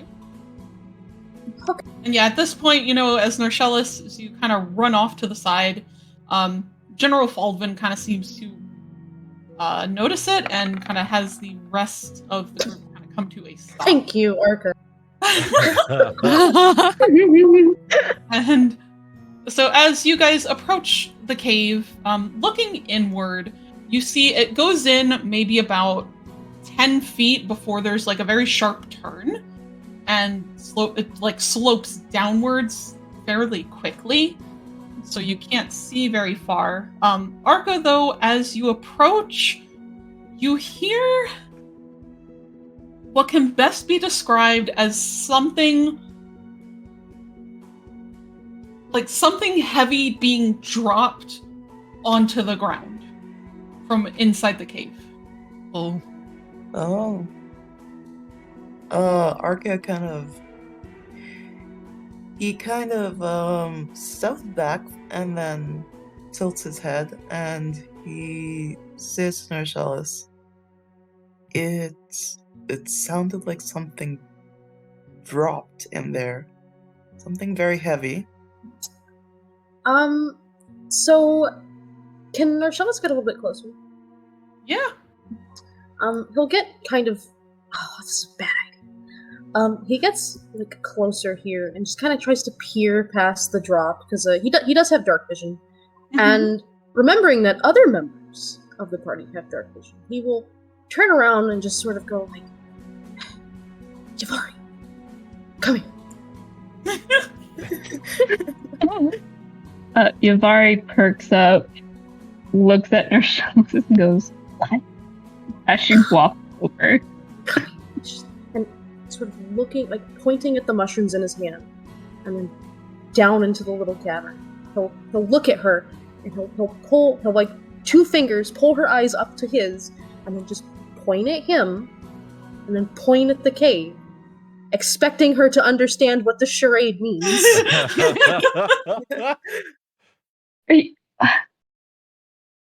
Narcellis, you're gonna have to be so much more specific than that. Use your words. Why don't you? There's someone in this cave. So why don't you see if you can say hi? Narcellis. There's a really good reason that I can't do it, okay? You saw what happened at the manor the last time I said hi to someone who lives in caves. Oh god. Can Yavari stand at like the entrance of this cave and use her dark vision to see if she can see anything moving about in there? Yeah. So you look into the cave, and again, you can see about like 10 feet in before there's a very sharp turn to the side. So, I mean, if you want to go a little further in. I don't like that. I don't like that at all. Narcellis will kind of creep into the little cave as Yavari stops, and he'll just be like, God, I have to do everything myself. I'm gonna die. And he sort of crawls down onto his ass and lets his legs dangle over the side of this drop, and just sort of is like, if I die in here, don't look for me. Don't mind your own business. You're gonna die because you don't mind your own business. Listen. Just, you're right. I don't mind my own business. And he just like sort of slides down into it. Does he reach the bottom or does he die? Does he die? So you do reach the bottom. It's not really that far of a drop. As you do, it opens up into kind of a larger space. Not that much larger. Even you being as tall as you are, your head is almost hitting the ceiling. And with your dark vision, you look around and you can see there's like a couple of wooden crates pushed up to one side of this little space, and like a leather bag or two that's set on top. And you see next to it, there is someone standing there, kind of like half hunched over, like wide, like amber eyes that are staring you down in surprise. And you can see, even in the dim light, thanks to your dark vision, they have like very dark obsidian almost skin, and what appears to be like silver hair on the top of their head. Oh god. Can Yavari, real quick, can Yavari jump down? If Yeah. you'd like, yeah. I will say that immediately upon seeing another drow, anyone outside of the cave will hear a sudden, "Oh fuck!" Okay, yeah, Arca's diving in. Yeah. Yulia's also be like, Everybody's what? going, What is going on? And just follows. So, Everybody jumps down. so Yavari, you jump down in after Narcellus as he screams, and Arca, you're heading in as well. Yulia's running in, and Narcellus, you'll see the drow kind of push themselves back against the wall, and they're like, what the hell is going on? As he Suddenly party. he's actually speaking to you in Drowic, in Undercommon. Okay. That he just suddenly exclaims, "What is going on?" Okay, so who's in here with him? Oh gosh, I have to find his token. Here he is. Here, I'll just drop him in over here. So yeah, you have this little drow friend that's hiding out in this cave. Poor guy, just wanted the vibe. So I'm assuming that Marcellus can see his face, or did he move? Yeah, you can see his face, and you will likely recognize his voice. Oh boy. And so, as the rest of the party clambers into this cave, Marcellus just yells and runs forward and grabs this man by the collar around his neck and just goes, no! "Imran! What the hell are you doing here? What am I doing here? You're in the goddamn forest hiding in a hole!" Yes, if you don't know, that's part of my job. Well, not the hiding in the hole part, but it helps me. Never mind. What are you doing here? What the hell are all these people? Yeah, and just sort of turns to look at Yavari and Yulia and Arca, and he's just holding this man against the wall, semi-violently, and stops and just looks at them. Yavari is so confused. She's like, what is happening here? Arca, hesitantly takes his axe out. Like, are we killing this guy? What's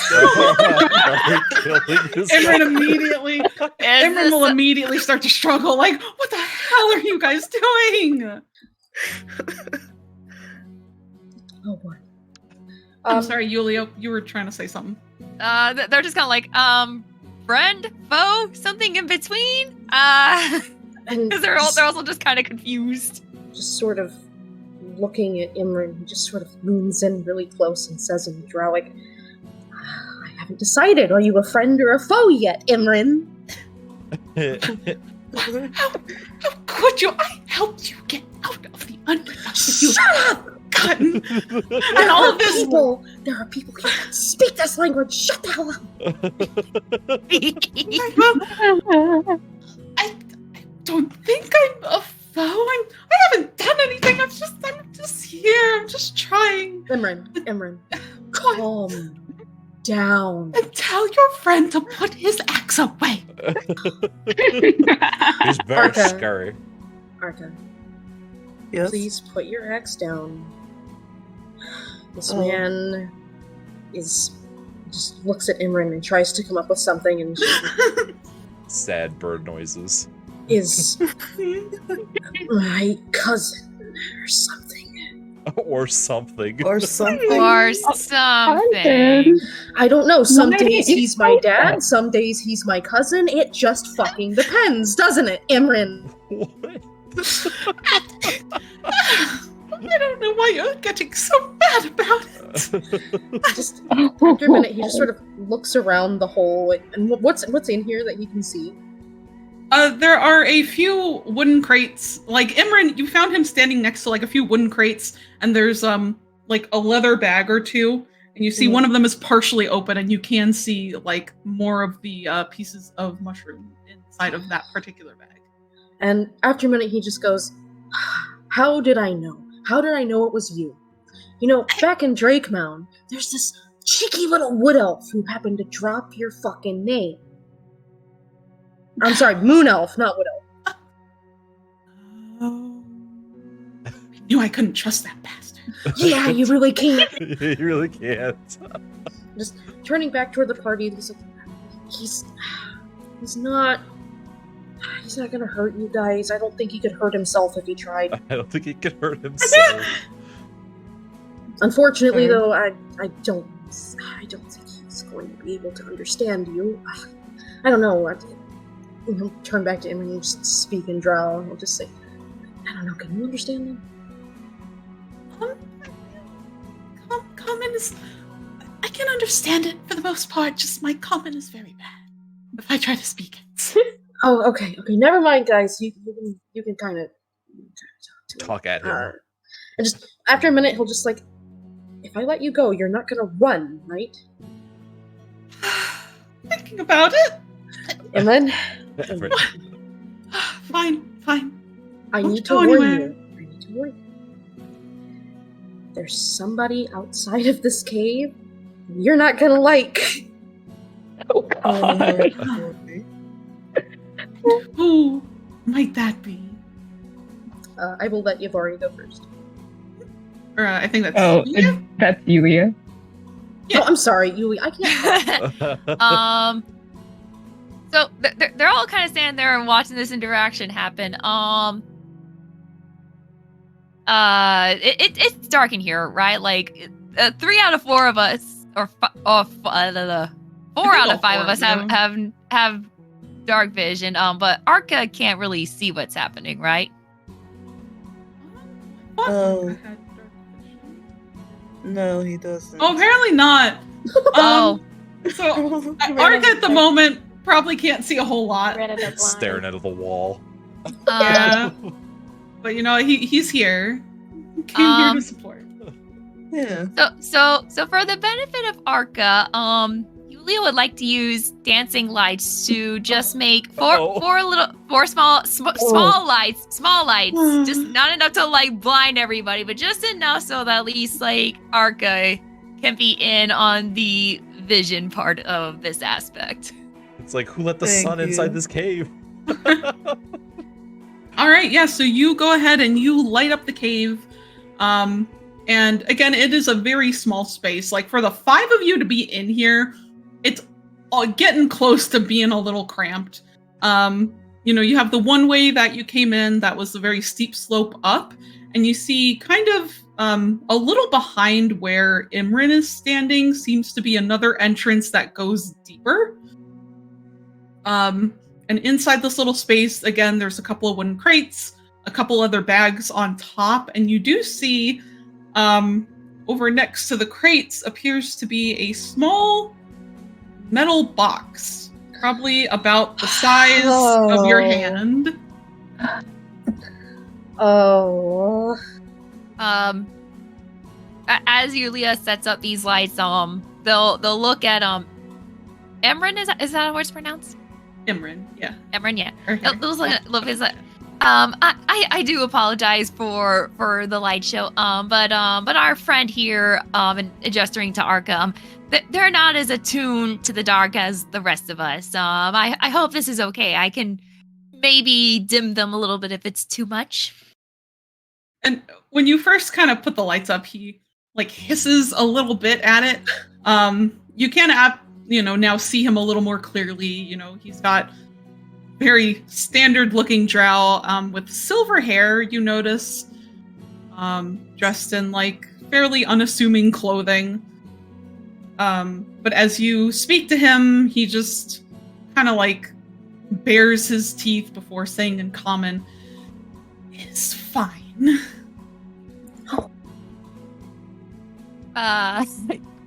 Julius is kind of like, are you sure? Sort of. Narcellus will finally pull his hands away from Imran's cloak in favor of walking over to the metal box. Now I have to ask you a question. Huh? Is it made of lead? It sure is. Oh, Yavari. I knew it. And Narcellus, turning towards Imran, picking it up, will just point at him and say, in very clear common, "You son of a bitch!" Imran will like hold his hands up, and in Drow he says, "What?" What?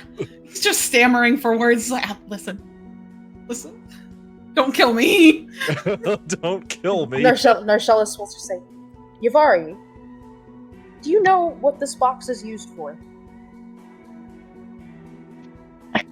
Yavari sighs, and she looks at the box, and she sort of recognizes it, but she's not entirely sure. So she just shakes her head and goes, "No," suspiciously. He lifts it up a little more for emphasis and he says, "This sort of lead box is used to transport Obliviacs to certain unassuming turtles." Yavari. Yavari does a big gasp. She goes, "You son of a bitch!" Listen. And she just steps closer to Imran and crosses her arms. He's like pressing himself back against the wall so far. You better have a damn good explanation why you're carrying this around. Narcellus will speak up before he can and say, "He's a smuggler. It's what he does." Son of a bitch. That turtle deserved everything good.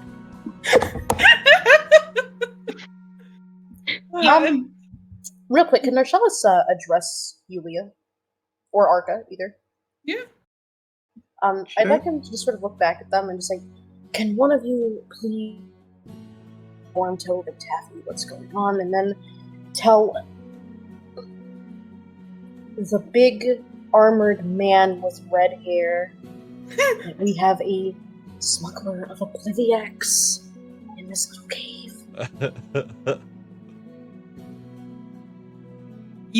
Yulia will look at Arca and be like, and then look back to Narcellus. Oblivo, what now? Obliviacs.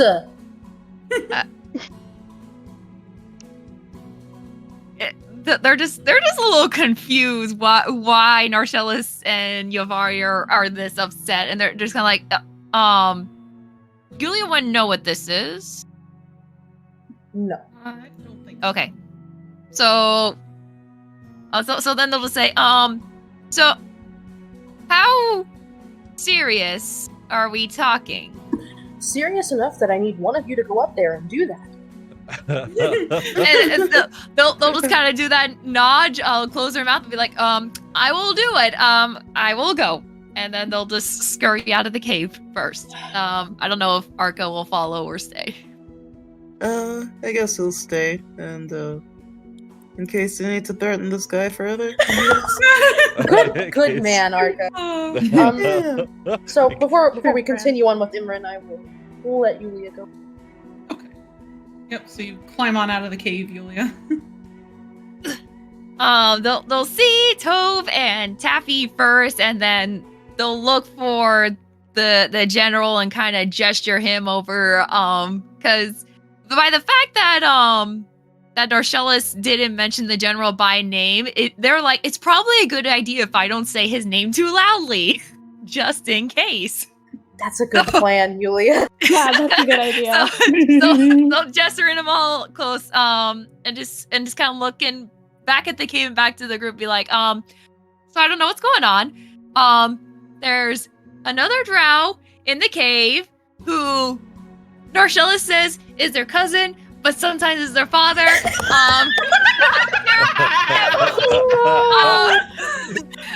It's a little confusing. But there's something about they're a smuggler, and there's something about Obliviax. If anyone knows what that is. Oh god, Tove is just going to like look mortified and be like, and then she gets kind of quiet. And she's like, Obliviax? Are you sure that's what he said? Yeah, that's what he said. Him and Yavari are kind of up in arms about whatever this is. What is this? It's not good. It's like and Tove's trying to think exactly how to explain it because she's still not 100% sure, but she's like, it's some sort of, I think it's a moss, and it grows in the Underdark, and if you touch it, it'll steal your memories and store them. The general So it's bad. Not in agreement. Yes, that is bad. Sorry, go ahead. Yulia's eyes could just kind of go wide at this information. It's just like, okay, that's pretty bad. They look back at the cave and look back at the general's like, I don't know if he wants you to go down there, but he said to let you know, I guess just to let you know what's going on in there. Do you want to do anything about this? Should I go back? What do you want me to do? The general just like pinching the bridge of his nose. He says, if he is smuggling Obliviax, and it is breaking the law, so I would technically have to arrest him. But you said he's Chalice's husband, or? That's what he said. I don't know how true this is, but that's the words he used. Yes, I'll give them a minute before We'll give them a minute. try to go in there. And then they'll just nod and just make their way back into the cave to relay the message. All right. Is that Yavari or Narshalis? Okay. So at this time, Narshalis has been kind of really just yelling at Imran, Yeah. nonstop, and he's gone over like, look, this is the last thing that anybody in this area needs. Okay, we have a psychopathic guy in a manor making monsters. We have this fucking dude Sturkin who framed me. I mean, all of us, but me for regicide. Do I look capable of regicide? Yeah. Yes. It's like, do you want an honest answer to that question? And now we have Uncle Cousin. Uncle Cousin Dad. Uncle Cousin Dad. That's awful. Nun Imran this entire time is just kind of a little shell-shocked. He's like, got the big kind of deer in headlights look to him. He's like, listen, I got it for someone who wanted it for the Obliviax, and I told him, keep it in the box. You shouldn't open the box. So if he opened the box, it's not my problem. It is your problem, you dumbass. This man doesn't know what he's eating for breakfast. I told him keep the box shut unless you absolutely need it for something. I don't think he even really wanted it to use it. He just collected all these weird plants. He doesn't even have a box, Imran. I gave him one. Just like her hand. Okay. Faith in her hand. Listen, Imran. I am not in the Yubari's mood. so We have to distressed. go to Valgard. We have to catch Sturkin before he actually kills the queen. God knows how he fucking did it. We tried. I really don't want to turn you in. Do you know who's outside right now? Do you know who you have brought to your doorstep? Do you know what karma has brought to you, Imran? I'm afraid to ask. It's General Faldman Kilhaniel. Oh, God. Listen, please, don't turn me in. Listen. Hold on. You said, you mentioned... Who? Sturkin? And Narcella's just kind of pauses. And he very slowly turns back toward Imran. And I mean, Yavari, you would have heard the name Sturkin. Yeah, because at this point, I imagine when Narcellus is speaking to him, he is still speaking in Drow. Yes. Or Undercommon, whatever. Narcellus just looks at Yavari and just goes, "What about Sturkin?" If I tell you, I need you to tell me you are not going to give me over to the butcher, please. That man scares the shit out of me. I feel like Yubari's just glaring at Imran right now. Yeah. Looking like she's about to throw a punch. Narcella's just okay. You know, cousin dad, sure, I won't. Oh, okay. I'll tell you what. You tell me what you know, Mm-hmm. and maybe you share a little bit of what you made off Lord Pierpont, and I will. Imran, you don't really think that I don't know where spider bloodline comes from, do you? Very well. And he will reach into a little pouch at his side and with just kind of grabs the whole thing and like hands it over to Narcellus. And you can feel it's pretty hefty. You get just for the hell of it. You get 63 gold. Oh, that's a 30. Never mind. You get 63 anyways. I don't care. Oh, okay. I mean, he's gonna share it, so. Rich. But Hell yeah. He waits a minute. He's like, no. What about Sturkin? Actually, you know what? Come outside. Come outside. I don't think that's necessary. He quite reaches like it in forward here. and grabs him by like his little cloak collar and just starts God. dragging him up the Oh little, no. The like, sun is out there. Oh no. he's like, come outside so everyone can see you. My God. So as he takes you all outside, here I'm gonna maybe move you guys around a little bit.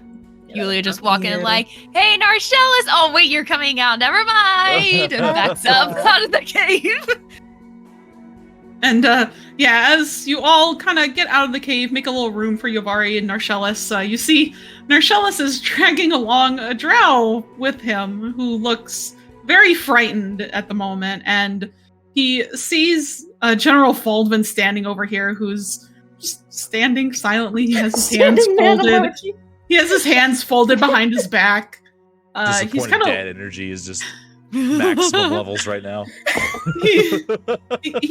He's mostly looking at Narcellus with like a quirked eyebrow, but he doesn't say anything quite yet. And Imran's like, oh, please don't turn me in. Please don't turn me in. Please don't kill me. Okay. Please. Okay. And speaking Drellic, he will turn back to Imran and sort of He won't, lift but I him up will. again and push him against the rock wall. And he's like, okay, what about Sturkin? And still speaking in Drow, he'll say, well, I may have sold him something. Something, okay? Like are we talking like a knife? Or like some mustard gas? Or like what kind of thing are you selling? Oh, you're not gonna like the answer. Sir, please don't kill me. Please, I need your word. You're not going to like kill me right now or give me over to the butcher. All right. No. Just hang on. He just turns toward the rest of the group and says, he apparently has information on Sturkin, and I have agreed neither to kill my cousin nor turn Bad him uncle. in to you, General, if he gives me the information on what he apparently did with Sturkin. Thank you. And he will clear his throat and he says, so I sold him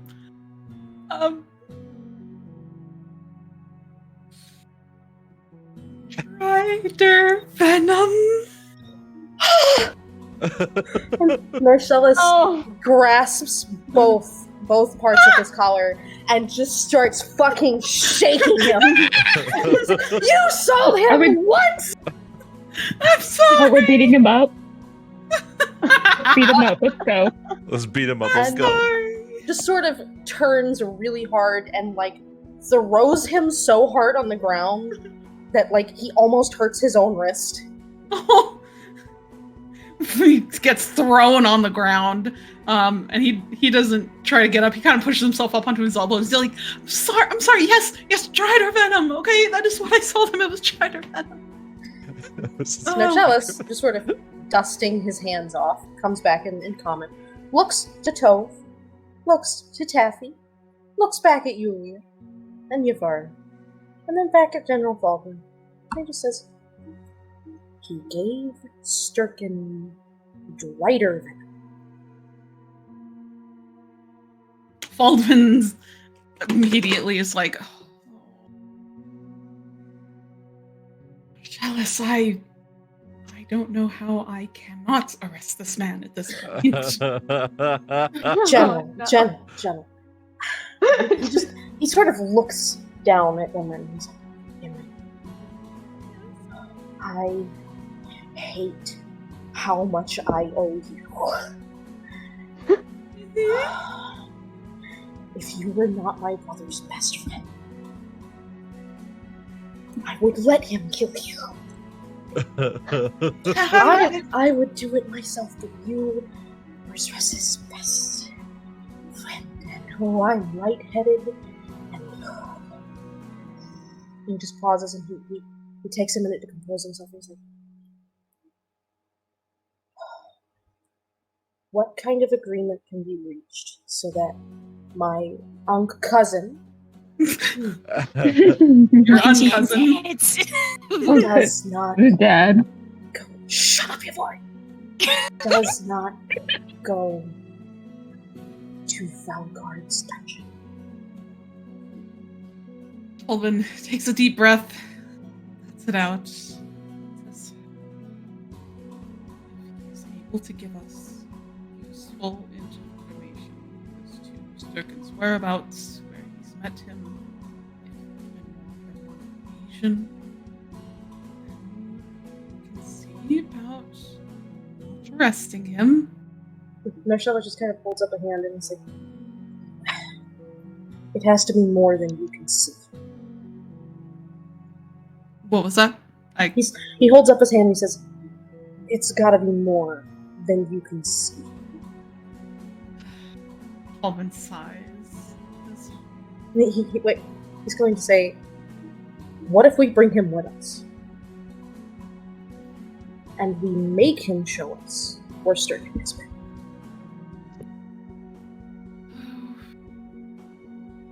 Very well. If it turns out to be useful, then I will not arrest him. Sort of sighs and looks at Tove after a minute and just says, he makes really stupid decisions, but he's actually kind of a nice person. Mind fixing whatever damage I might have caused. Joe's gonna be like, oh yeah, of course. And wait, hold on one second.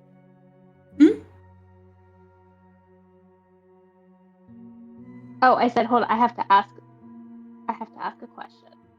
Yeah, you're fine. Take your time. Probably in the meantime, while Narcellus was talking to General Faldman, Imran has gotten himself back up onto his feet and was just like dusting off his clothes.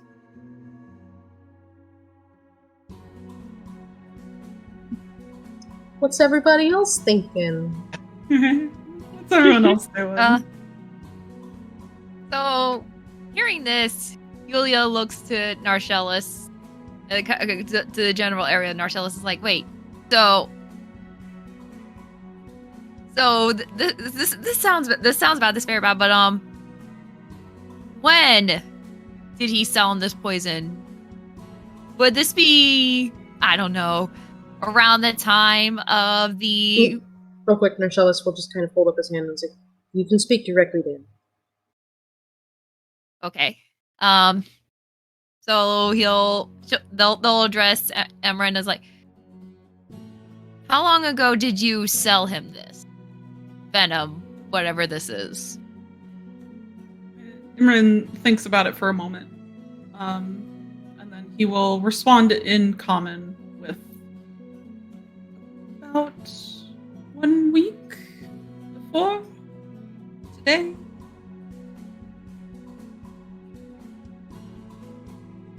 And they'll kind of look at the group as like, that's around the time the assassination attempt.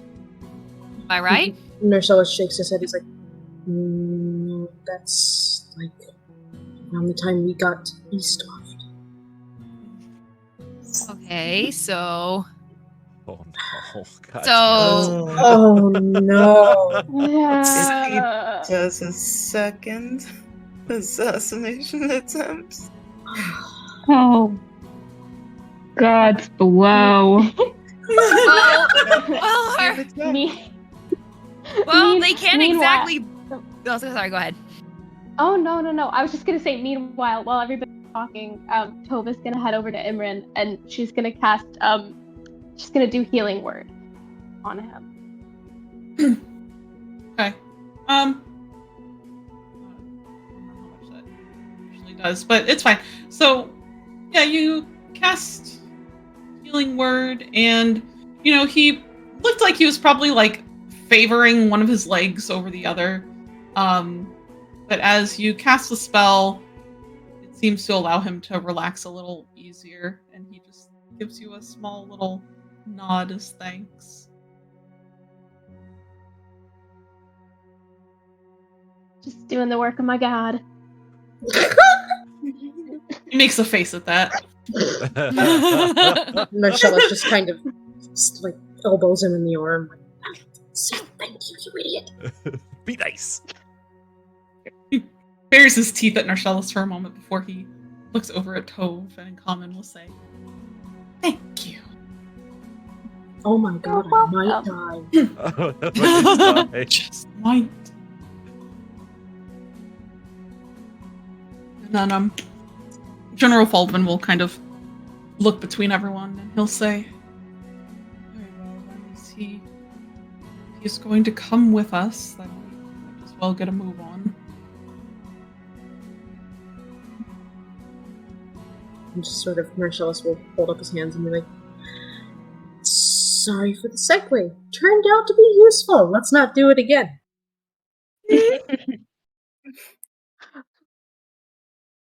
Yubari's just thinking about her turtle friend.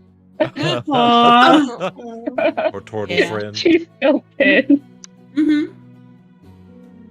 She's pissed. She's like, you live because Narcellus lets you live. Oh my. Oh. Oh man. You Imran don't looks mess very with turtle nervous. friends. All right. Oh, is Taffy doing okay over there? No, he is Oh no. So I mean, he's hanging out in the back, and he's like, "Man, this looks familiar. We're getting close to that." His mind's been preoccupied with that whole farm thing. Like, Sturkin's con. We're getting close to that, and he doesn't know how to deal with how they're gonna deal with that. And then of course he sees his comrades go running into a cave, and then he hears help, and then more people run into the cave, and then Yeah, right. You know, they It's been a drag out little a while. drow. Like the situation just keeps getting more and more absurd. And so just like Taffy's just sitting there, he's like templed his paws in front of his face, and his eyes just get squintier and squintier as like this whole situation unfolds. He hadn't been saying anything, and then it's like a nice soul-stricken like drow poison, and then he just buries his hands into his paws, and he's held that pose for the last like couple of minutes. He hasn't said anything. He hasn't done anything.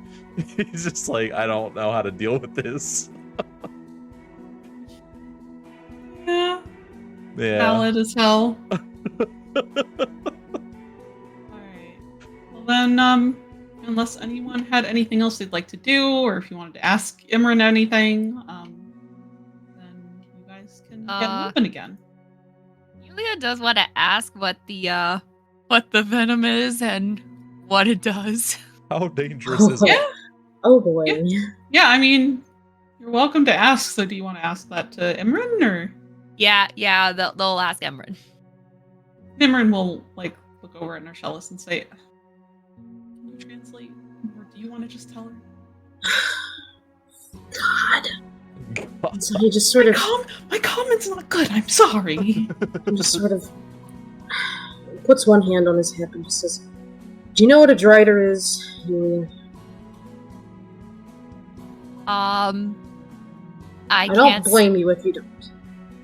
I have not heard of that word, no. It's what happens when someone who worships Elistrai does so over Loth, or a priestess of Loth, or a goddess, the Spider Queen, decides to not do her best, or a man happens to look at an altar of Loth wrong, and then they get turned into a genitalialess spider that is half drow on top, half spider on bottom, all 8 legs coursing out of your body at once. Totally painful. You lose your personality. And then the next thing you know, you're crawling upside down on the ceiling, this 8-foot-tall spider, dripping your venom everywhere out of your mandible mouth. Just... Doesn't that sound fun? Doesn't that sound like something you want to happen to you? Hey, are you good? Yulia hearing this kind of like wavers a bit. They have to grab onto Arca hearing these details, and they're just kind of looking in horror, just like, why in the name of the father does Sturkin want this? Because it's probably the most deadly thing on this continent, Yulia. They're just kind of nodding. It's just, okay, all right. Listen, Yulia, and he will walk over closer to her and very friendly, just like put his hand on her shoulder. And he'll give her a sympathetic look and say, Yulia, it's okay. I promise we only turn into Drider on the full moon. On the full moon? We work like werewolves. Absolutely lying through his teeth. Oh my god. Looking up at him like unsure what to believe. They just have this look of, Yulia, I promise I will eat Arca first. Arcus stares at him and he just says, "You can try." Oh, Narcellus will just sort of laugh at that and just like pull his hand off and just be like, "Oh, can we get to Valgard, please? This day is getting worse and worse." Oh no. curiosity satisfied. Let's go. Yeah. Excellent. All right, you guys will be off once again, but I will go ahead and we'll call a break here before you guys get to Valgard. So, take about like 10 minutes or so. We'll get up, stretch, get food or water, whatever you might need, and then we will get right back to it. Excellent. We'll talk to you here in just a minute. All right, sounds good. Effie's gonna die of a heart attack.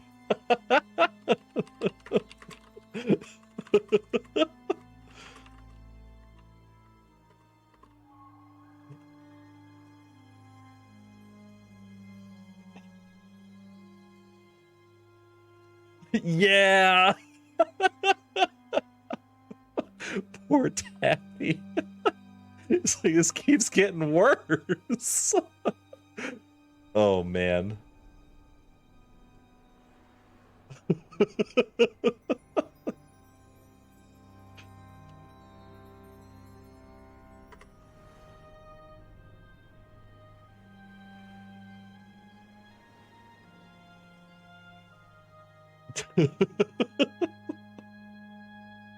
Okay, I'm gonna go and get a beverage real quick.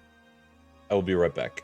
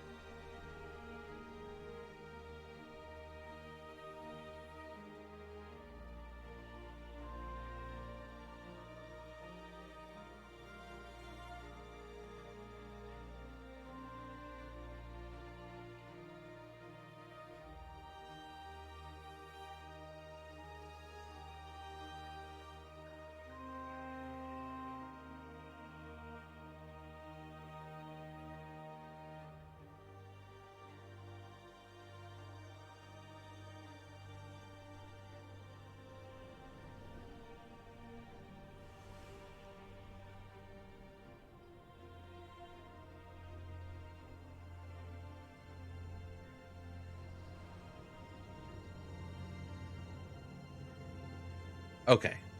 Could you imagine if Taffy goes and, like, we get there, we're hunting down Sturkin, and then, like, Rustscale somehow made it to Valgard before Taffy and the, party? Oh, God. It's like, how did you even do that? And then just Lupin the Third chases him around while he's trying to clear his name. Maybe I could get Rustscale to go and, like, arrest Sturkin for us. There we go.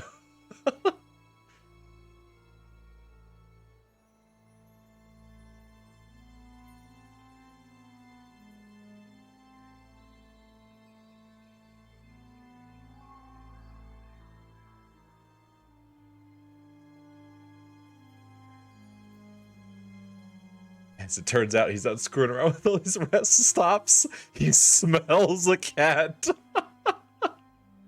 He's coming for you. Man. Handcuff bolos intensify. It's gonna turn out like Taffy's like, I gotta get off this continent. You know, sails to a different, you know, whole ass country, and then just he's still just there. He's there ahead of Taffy. It's like, damn.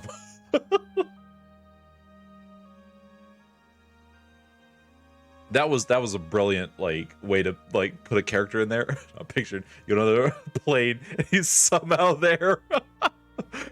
Just listen, it's like all planes are the plane of justice when hunting down criminal scum. Casually chilling out on the fire plane. Yeah, just you know.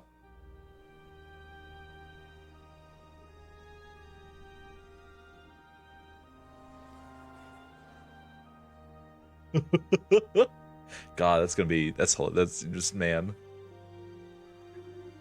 Yeah, having somebody whose whole existence is to just hunt down the Taffy.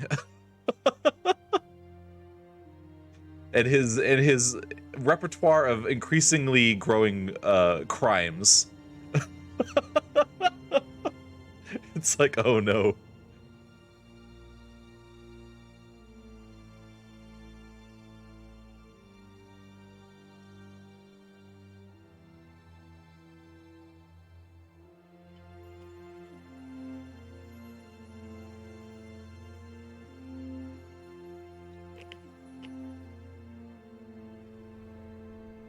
Because like before, it was chill. It was like, well, I haven't committed any actual crime, so it was always like kind of a game, you know, right? It was, you know, it's just like, he can't ever pin anything on me. But now it's actually serious. It's actually now a problem. But now it's all too real.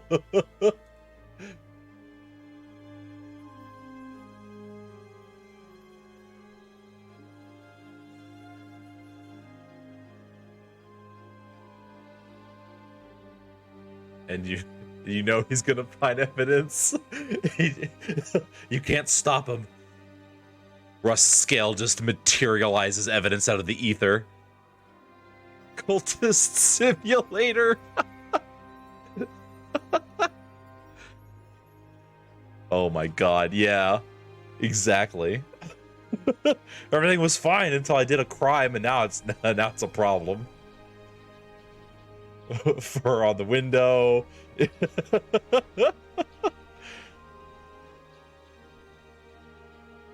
Eyewitness reports of a strange tabaxi. And I think it was I think the only other tabaxi at that party was the performer, who by the way is accessory to assault.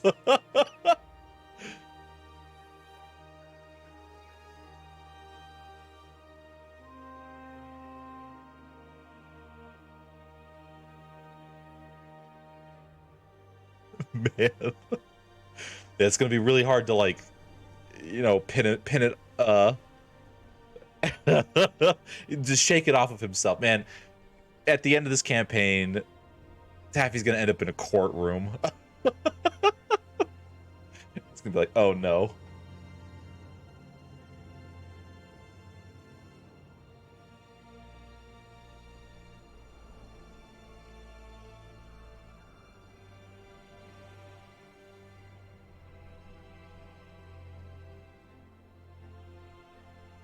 Phoenix Wright music intensifies. Oh no. Oh no.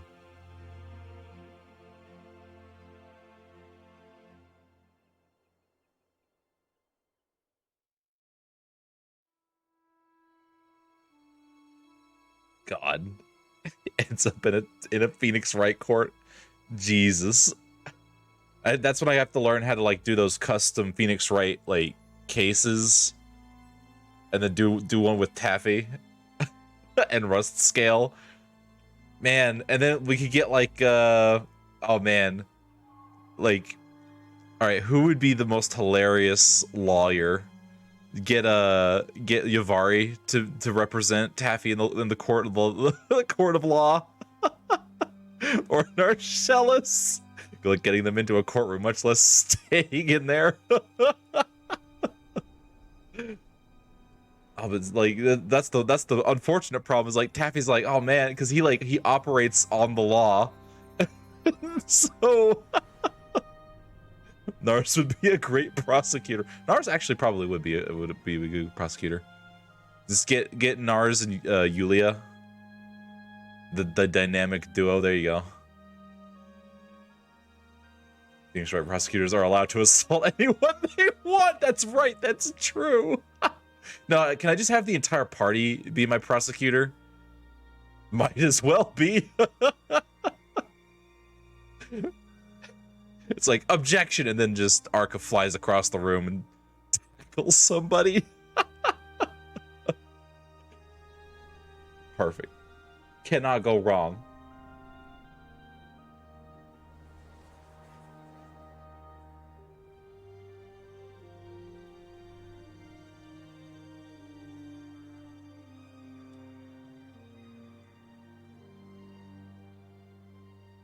What's worse is that all the other supporting casts, all the other characters that you subscribers have made, are gonna get drugged down with Taffy. That's gonna be real. That's gonna be a real sad day when like Rickon and like Snowy's character and like everyone else just kind of ends up getting like pinned for like all these crimes, and Taffy's like, oh no.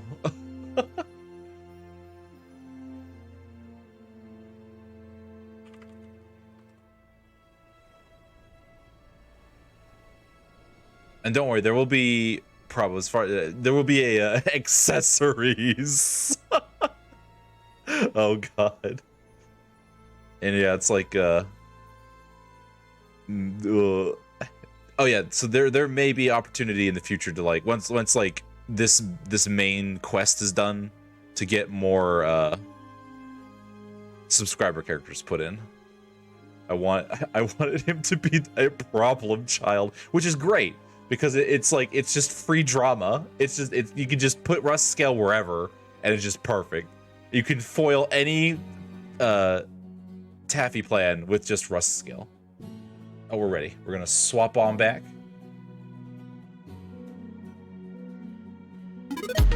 Yeah.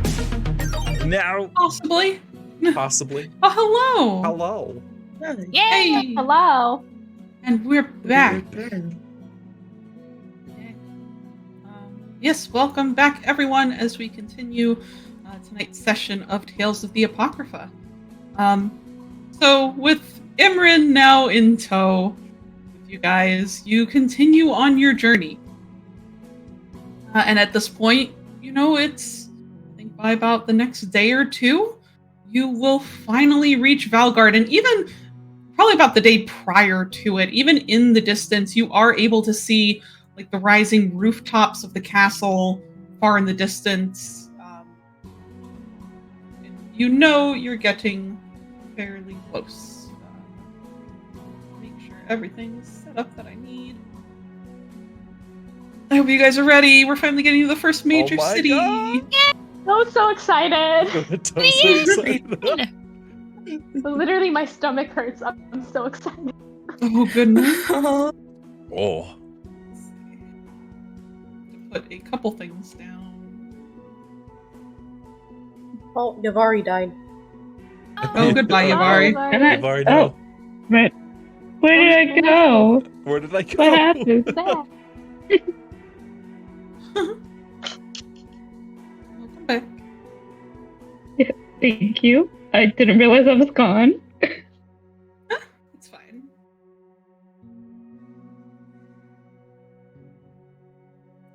Okay, well, sorry, I have to like get this set up. You good? Alright.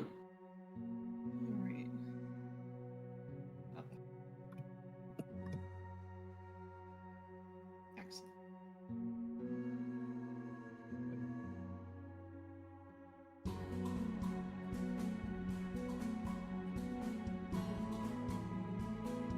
guy.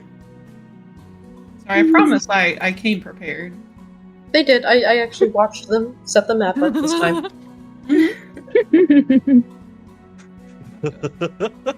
I In verified.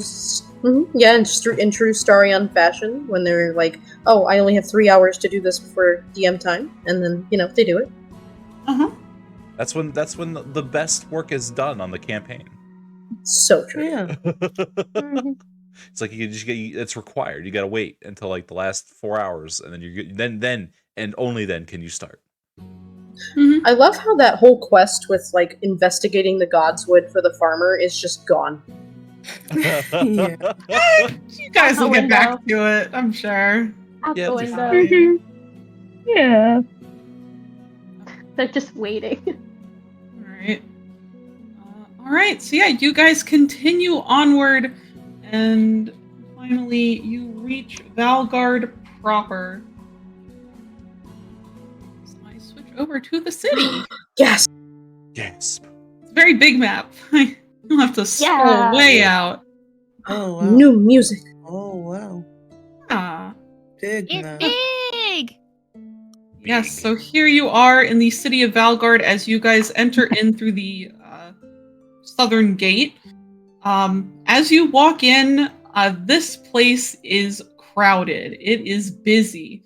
There are people everywhere. You hear music drifting in from every side of you as you see there are bards set up on almost every street corner, as Valgard is also named the City of Bards. No instrument seems to receive more love, though, than the bagpipes and flute, which you can hear pretty much screaming Everywhere. above any other instrument in the city. The streets are bustling, filled to the brim, shoulder to shoulder of people moving about their day-to-day lives. Directly ahead of you guys, it's a very wide street that leads directly to a temple, which from your view, you can see one side... you guys will probably be able to recognize. One side holds a statue of Idaldin, who appears as like a very old, wise man with like this big beard and robes. And the other side has, what was it? Was it Neferu, Bela? Yes. Okay. The other side is Neferu, whose statue is that of a woman with 4 arms. Next to giant woman. Next to the temple, you see a maypole has been erected, but currently is vacant and the ribbons are left unattended. There's a lot of very obvious like streamers and decorations throughout the streets from a massive summer festival that had likely just happened within the last week while you guys were traveling back. The market square, as you walk in, is filled with the scent of a nearby bakery as well as the smell of like soot and iron from a forge just across the street. On top of that, you have a very heavy incense smell coming directly from the temple itself. Beyond the temple, up on a cliff, you can see there's a walled-off section of the city, and the tall towers of the castle proper kind of loom over the rest of the city before you. It's kind of a show of pride and majesty for the royal family that lives there. No Otherwise- insecurity. Oh, I'm sorry. oh, you've noticed. Oh. No. Wouldn't it be a shame that somebody robbed them? Could have used taffy surfaces. I'm so Oh glad my that got. God. I'm so glad that got you, Rana. It did. Yeah, that is to the right seems to be the nobles' quarter, or kind of the higher up part of the city. And then over to the left as you look leads to the docks and what's known as the fishing district. It looks very in disrepair, and even from your distance you can see the far gate over near the docks has a statue of Hrist over the gate, wings outspread, but she looks to be in horrible disrepair. probably from the seawater eating away at the statue. Ooh. But yes, you walk in, and as you guys enter into the city, Faldvin will turn and address you all as he says, so in regards to your cousin, he looks from Narcellis to Imran. Narcellis just sort of grins toothily from ear to ear, like, uh-huh. Uh-huh. I'm going to say this. I would leave him in your care for now, as there are some things that I must attend to being here in the city. If I take him, he will wind up in jail. No, Shallis, I'm sorry. Okay, I understand. So, no, go ahead. If you'd like, have him give you what information he knows, and I can meet up with you all again, perhaps later in the day. Just sort of nods. Oh, okay. And as you all are working on filing in, you hear a voice speak up from behind Faldvin as he says, "Oh, General Faldvin, it is so nice for you to be back in the city."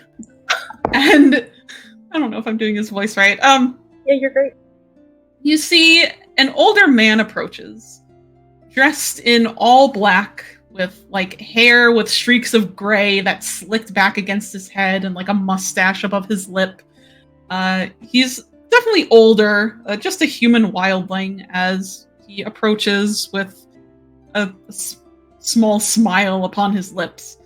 And Baldwin will turn to him and nod and say, "Mr. Yukon, I was not expecting you to be in Valgard at this time."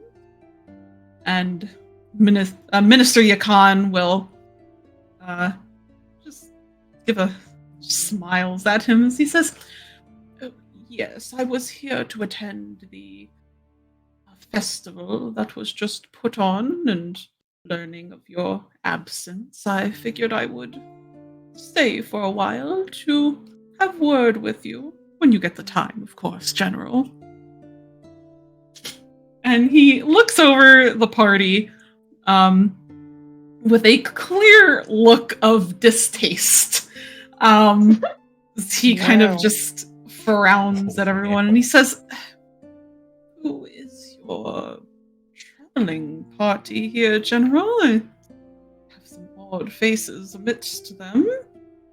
And General Faldvin will straighten up, kind of like adjust his posture as he says, "Well, you see, this is in fact the adventuring party who helped us in Eastoft with the pirates. They were sent with very high recommendations from Mayor Jira of Drakemount. And they are here now in the hopes of helping us apprehend the man wanted for attempted regicide." And the minister will just nod, make just a small sound, and just seems rather unimpressed. Yavari smiles at him. Narcellis is going to speak up here and just go, "And who is this guy?" Is he important? And he will be the one to respond, says, "I am known as Minister Yakan of the Order of Seven. I am the one who oversees the Leyred Kingdom for the Order. I was just simply here on a small visit." And I think maybe Tove might be the only one who knows about who this guy really is. Oh yeah, Tove knows who this guy is, and she is freaking out in like a good way. He's like, it's like almost being in the presence of her god, but just like a messenger of her, kind of like, she's just kind of standing there like, oh, Oh my goodness. Is she like starstruck? is she like visibly starstruck? Oh, absolutely. Absolutely. Like her mouth is hanging open. Marcellus will kind of lean over to her and just be like, I'm guessing you know who this guy is. And she'll kind of lean over to him and be like, oh yeah, he is a big deal. Really big deal.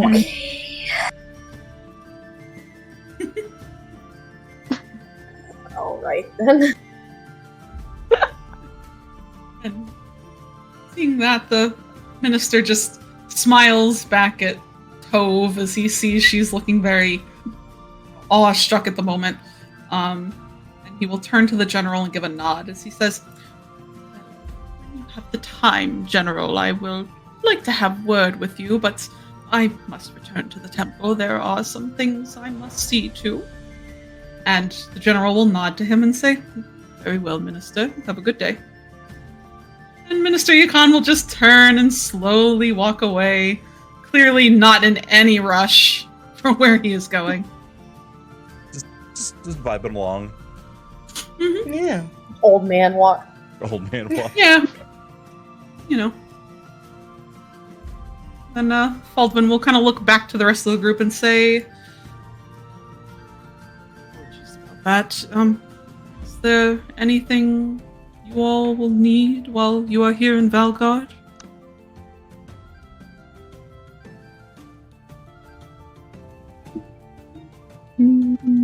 Palpable silence.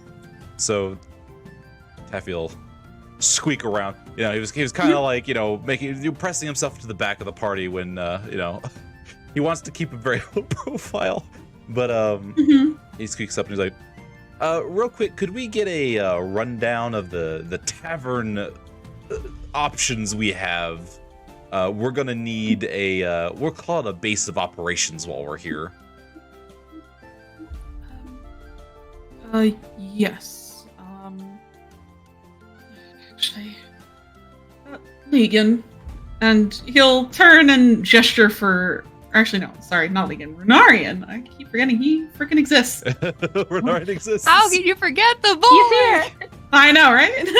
Like, Renarian. And Renarian will come walking over and say, yes, father, what can I help you with?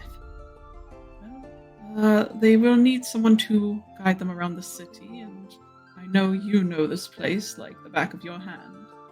Oh, yes, father, it would be my pleasure. I do indeed know this place, no problem. And Baldwin will nod and then kind of address, look over the rest of the group as he says, make yourselves at home. If you need me, simply send Renarian for me and I will see to it to take care of whatever you might need. With that, he will depart you guys unless anyone needs anything further of him. Nope. Can't think of it. Does a smile, says thank you. Nice. Just vanishes. Renarian will say, all right, well, who's ready for a nice tour of Valgard? Marcellus. Oh. Go ahead. Oh. Arca. Oh, Arca just raises his hand. He's ready for the tour. Yes, Arca, did you have a question? I'm ready for the tour. Oh, good, excellent. Wonderful to hear. Yulia will actually perk up and say, I actually know my way around this place really well. If we're looking for a safe place, I have friends here, actually. Perfect. Are they in a tavern or they're gonna mind what? And he like turns around and counts like 1, 2, 3, 4, 5, 6, 7. You're gonna count like 8 of us crashing in wherever they're located. Well, one runs a bakery, just over that way, in fact. And they'll point in the direction of the bakery. I will have to see if she can fit all of us. But I'm sure at least she'll be safe.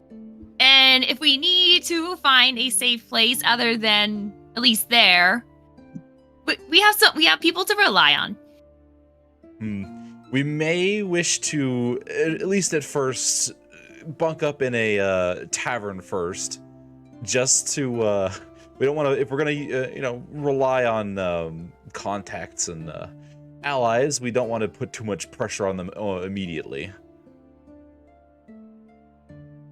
Fair. But they can probably tell us what's been going on around here at least. He does kind of nod and is like, "That's a good point. Good starting point." Marcellus, did you have something you'd like to do? Yes, Marcellus is going to kind of pipe up for a minute and say, I don't think it's a particularly good idea for you to be bringing Imran anywhere near these places in Market Square. He just pauses for a minute and says, I live here, so if there's anyone else who doesn't particularly mind skipping Marian's tour, I can start looking around in the fishing district with you guys. Works for me. I need to get a lay of the land before I start making any moves. Understandable. Well, there's 8 of us. Why don't we split into groups of 4? Works for me. Okay. Fair. If that's okay with everyone. Yeah. Tove is I'll- kind of Yes. I was gonna say, Tove is kind of eyeing the temple very much like she wants to go. But like she really wants to go in there, besties. But she'll wait. She'll wait. Marcellus will just say, tell me, if you really want to go in there, you can come with us. Okay. Okay. She'll go with Marcel. Yes. Yeah, you literally don't have to say anything else. Make it so. Alright, so who else is coming with me and Imran? Unfortunately, I'll be going with Runarian since he offered a tour. I need to figure out what's where, what alleyways, fences, guards, that sort of thing. Not that hopefully we don't need to use any of it, but just in case. Yavari is also going to go with Renarian because she also wants to get a lay of the land. I don't think she's ever been to Valgard. Fair. I guess it kind of depends, like, where she's been, because she came recently from Yifu, right? Or has she been here a while from Akhet? I would say it's been like 7 months since she's arrived from it. Okay. Like, Because, I mean, you likely would have come through Valgard, like from Idfu to Valgard, and then it would have been up to Yavari whether she stayed or decided to go to like one of the other little towns nearby. we'll go with that. Okay, She didn't stay for too long. sounds good. Yeah, then I guess that leaves Yulia, Arca, whoever you guys would like to go with. Either Ari on his little tour of the town, or with Narcellus and Tove and Imran, go check out the temple, plus take a look around the city. The fishing district. Yeah.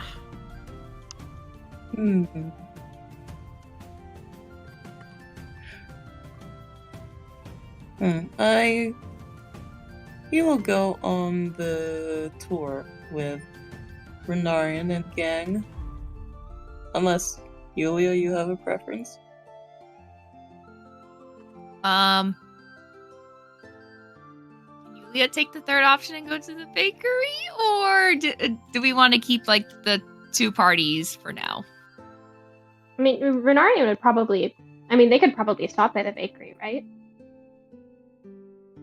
Sure, I don't see why not. We can take a quick stop in there before we continue onward. Okay. And Arca will join Marcellus, Tove. Marcellus just kind of raises his hands. If you want to go on the tour, Arca, it's cool, man.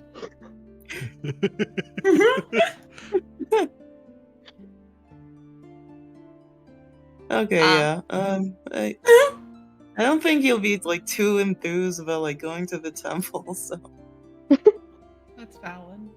I think Yeah. Tova's the only one who's excited about this.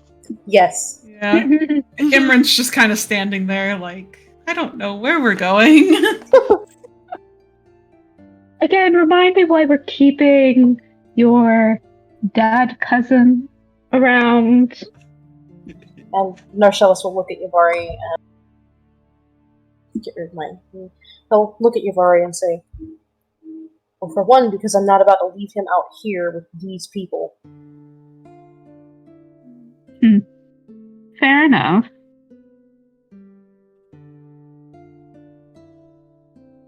Alright, then. So I guess then we have two groups. We have one for Narcellus, Imran, and Tove, and the other being Yavari, Taffy, Renarian, Yulia, and Arca. Yeah. Got that correct? yes. Excellent. Then, just for simplicity's sake, you know what? We'll use. Why not? Otherwise, it's just like it's so many tokens to move around. Okay. Condenses. Yeah, right. So we'll go ahead. I'll start with Narcellus and Tove. So Narcellus, then, where are you heading? You're just heading straight from fishing dish, or well, I guess the temple first, right? And yeah, because she wants to see the temple, so Yeah. Narcellus will make his way over, and is he standing there? No, he's gone inside by now. Oh, okay. Yeah, he's gone inside. I was like, good, because that's he a little will- intimidating. He will get Little up bit. to the steps, and then can you describe what we're seeing around the temple? Yeah, so as you approach the temple, you see there are still a lot of the decorations laying about from the earlier celebration for the season. You see off to the sides, there's, a stall or two here and there that seem to mostly be selling like votives from the church, specifically to kind of make money for it, or for the temple, sorry, not church. To help just make money to help upkeep it, or for whatever they may need it for. There's probably a couple other market stalls further to the left of just general salespeople, selling food, trinkets, probably religious items, things of that nature. As you approach the temple, the doors are completely open, but you see around the temple, along the walls of it, there are people gathered, just up against the walls, either with their hands up on the wall. Some have their heads resting against it with like their head bowed, their eyes closed, like they're praying. Just a lot of people are just like up against the outer wall of this temple to pray to it, which for Tove, you will know that is very common for those who follow the order's teachings and things of that nature. Mm-hmm. Okay. He will kind of lead Tove up to the steps and then casually step to the side. Imran as well is sticking very close to Narcellus, looking a little scared. Okay, no. And poor Imran. And Tove is sort of like standing outside the door, and obviously she can see sort of what's happening inside, and like Narcellus and Imran can see that she just like takes like a deep breath, and she sort of looks over at the two of them and says, I'll just be a moment, and then we can head to the fishing district. And then she sort of just like slips in the door. Just vibrates with Narcellus- excitement. She said bye. Bye. Narcellus will wait a moment and kind of sighs and looks at Imran, gives him this sort of hand gesture to stay put, or else. Like, flat hand, then pointing. You're leaving me here. For 2 seconds, and I will come back, okay? Everyone is staring. It's very... Well, do you want to come in with me? No. I didn't think so, so just wait here a minute, okay? And during the stairs, he climbs up the steps and just sort of barely steps in the threshold and sort of watches after Toe, just to make sure, because this is a very busy area. He's just watching. Nice. So yeah, Tove, as you come into the church, I mean, this thing, or into the temple, you stop calling it that. This thing is massive. You know, it's not incredibly old, but you know, walking in, it feels newer than some of the buildings in the city probably are. You see there are areas for pews for people to sit at. You see along the walls, down one particular side that leads up to the main altar, there's these gorgeous, like, stained glass windows of the 7 gods that the Order of 7 worship. Which, just for reference for everyone, is, if I can pull up my notes, would be the human triad of Yidaldin, Christ, and Neferu. This also 7 include Bahamut, which is mostly the Dragonborn's god that they worship. There is Ilthurin.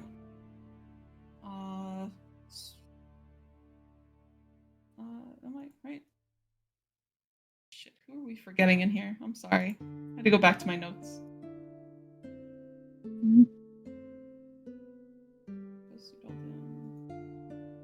Yeah. Okay, right, because this was the one. Okay, so yes, it is Yidaldin, Christ, and Neferu, Bahamut. There's also Ilthurin, who's usually considered the elven god. Duraz, who is most often worshipped by dwarves. And then, of course, at the kind of top of their hierarchy for the order is Sophis itself. And you can see, you know, there's these gorgeous stained glass windows representing each of these gods. Other than the one meant to represent Sophis, and this is very common in a lot of religious artwork of this particular god, Sophis is not really a person or a thing. It's mostly just a collection of, like, gold and white, like, magic or anima in a way, or crystals sometimes, kind of formed together in this general shape of, like, some giant thing that you can't really describe it as human, but it's some large entity. Regardless, so you walk in, and as you do, you can see, you know, there's a couple people milling about. You know, there's a few priests by the altar speaking amidst themselves, and you see Minister Yakan, who had walked in earlier.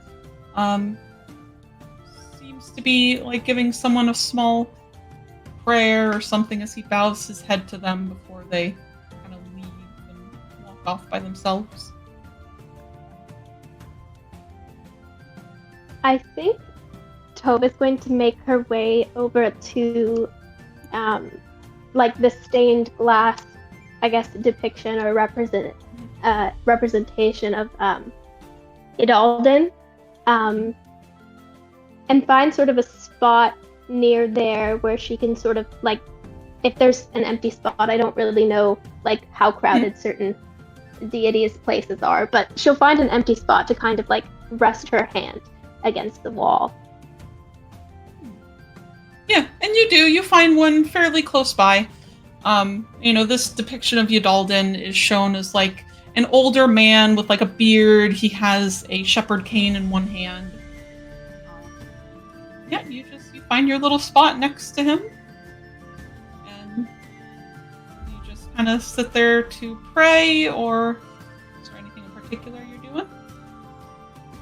Oh, I think Toph is just basking in this glorious moment Aw. for herself.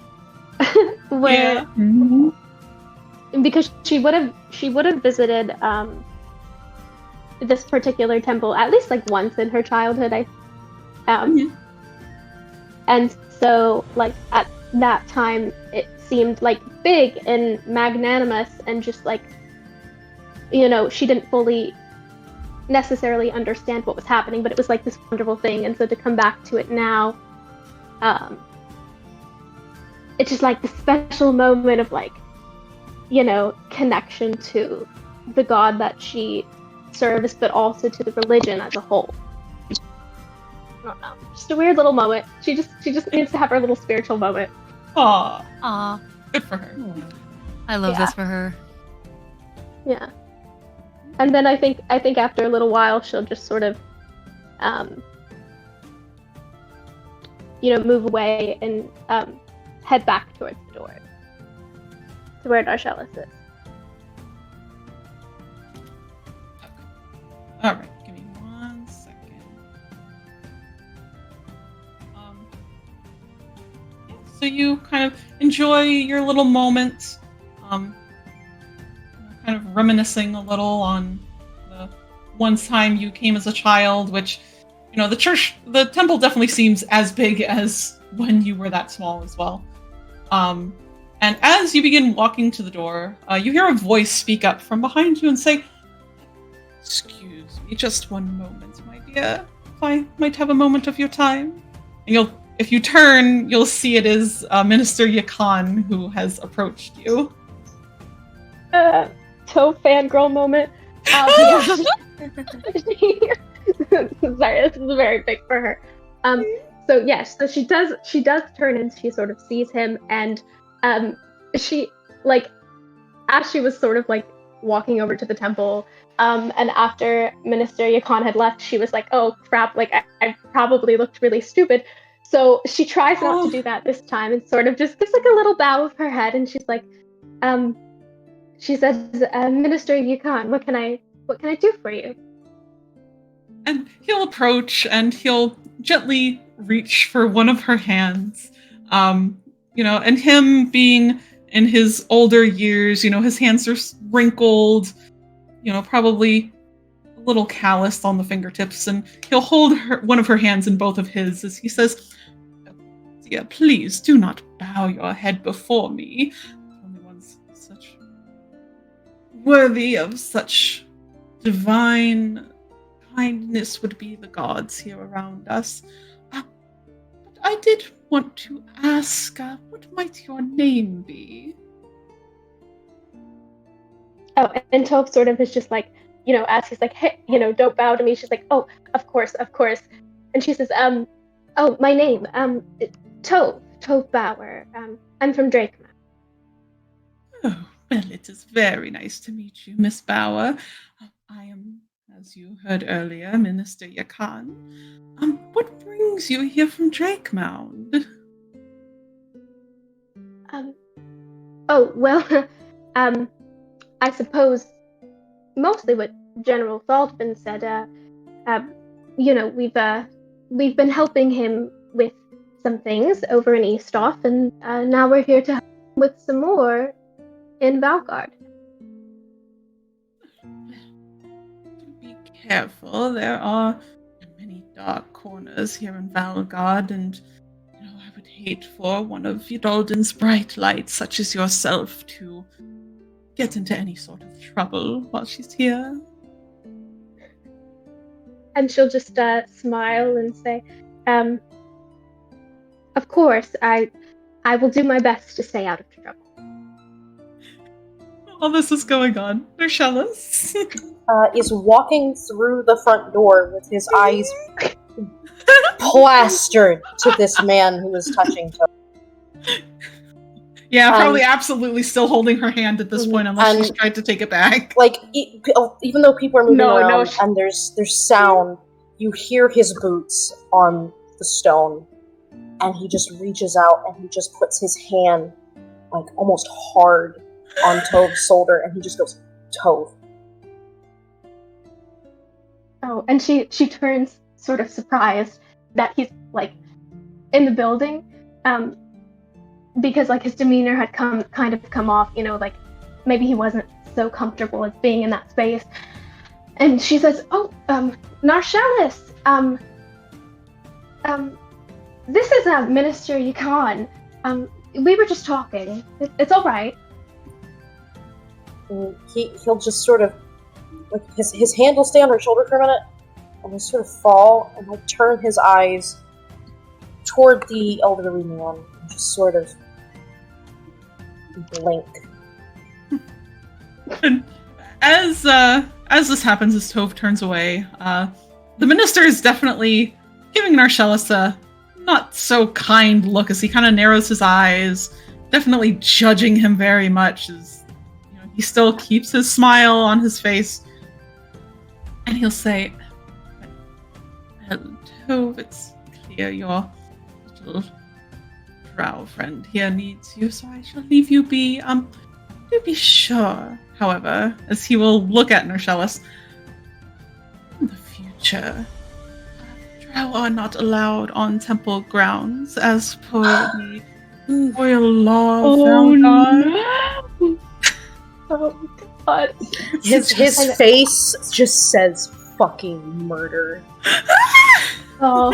And meanwhile, Tove looks puzzled because she's never heard of this before, so she's definitely confused, and she sort of she looks at Narshellis and then at Minister Yukon, and she says, "But, well, isn't Sophis meant for all of us? Not just the children of the Triad, but surely Sophis has created everything, therefore drow, just as anyone else, should be able to visit the place of worship." Go, Tove, I'm so proud of you. Thank you. Thank you. I love it. Stand up to your heroes. Right. And yeah, right, for real. Like, Minister Oh, Yukon. I'm sorry? Oh, I'm replying to your message. Oh, okay. I thought it sounded almost like Rana was trying to say something. Oh, go ahead. You? Oh, no. Okay. Just making sure. So Minister Yukon will just smile very sweetly at Tove. Almost a little uncomfortably so. Give me 2 seconds. I'm so sorry. oh, you're okay.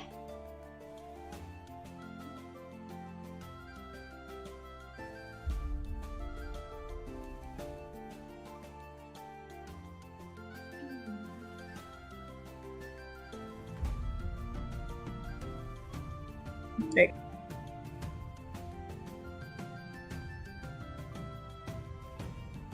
Oh, I typed. No, you're good, you're good. But yes, he smiles sweetly to her and says, "Yes, dear Tove, you would be correct. But it is unfortunate that their goddess was the chief cause of one of our gods' death. Thus, as much as I wish we could, we cannot permit these heathens on such holy ground." Oh no. Oh no. Oh Narshellis just kind of straightens up and he's like, "Heathens, Minister." Worshipping such a goddess, there's really nothing else that could be labeled as such. And Oh, what about the? I'm sorry. Say, and I suppose your opinion connects with those who worship Ivastrai.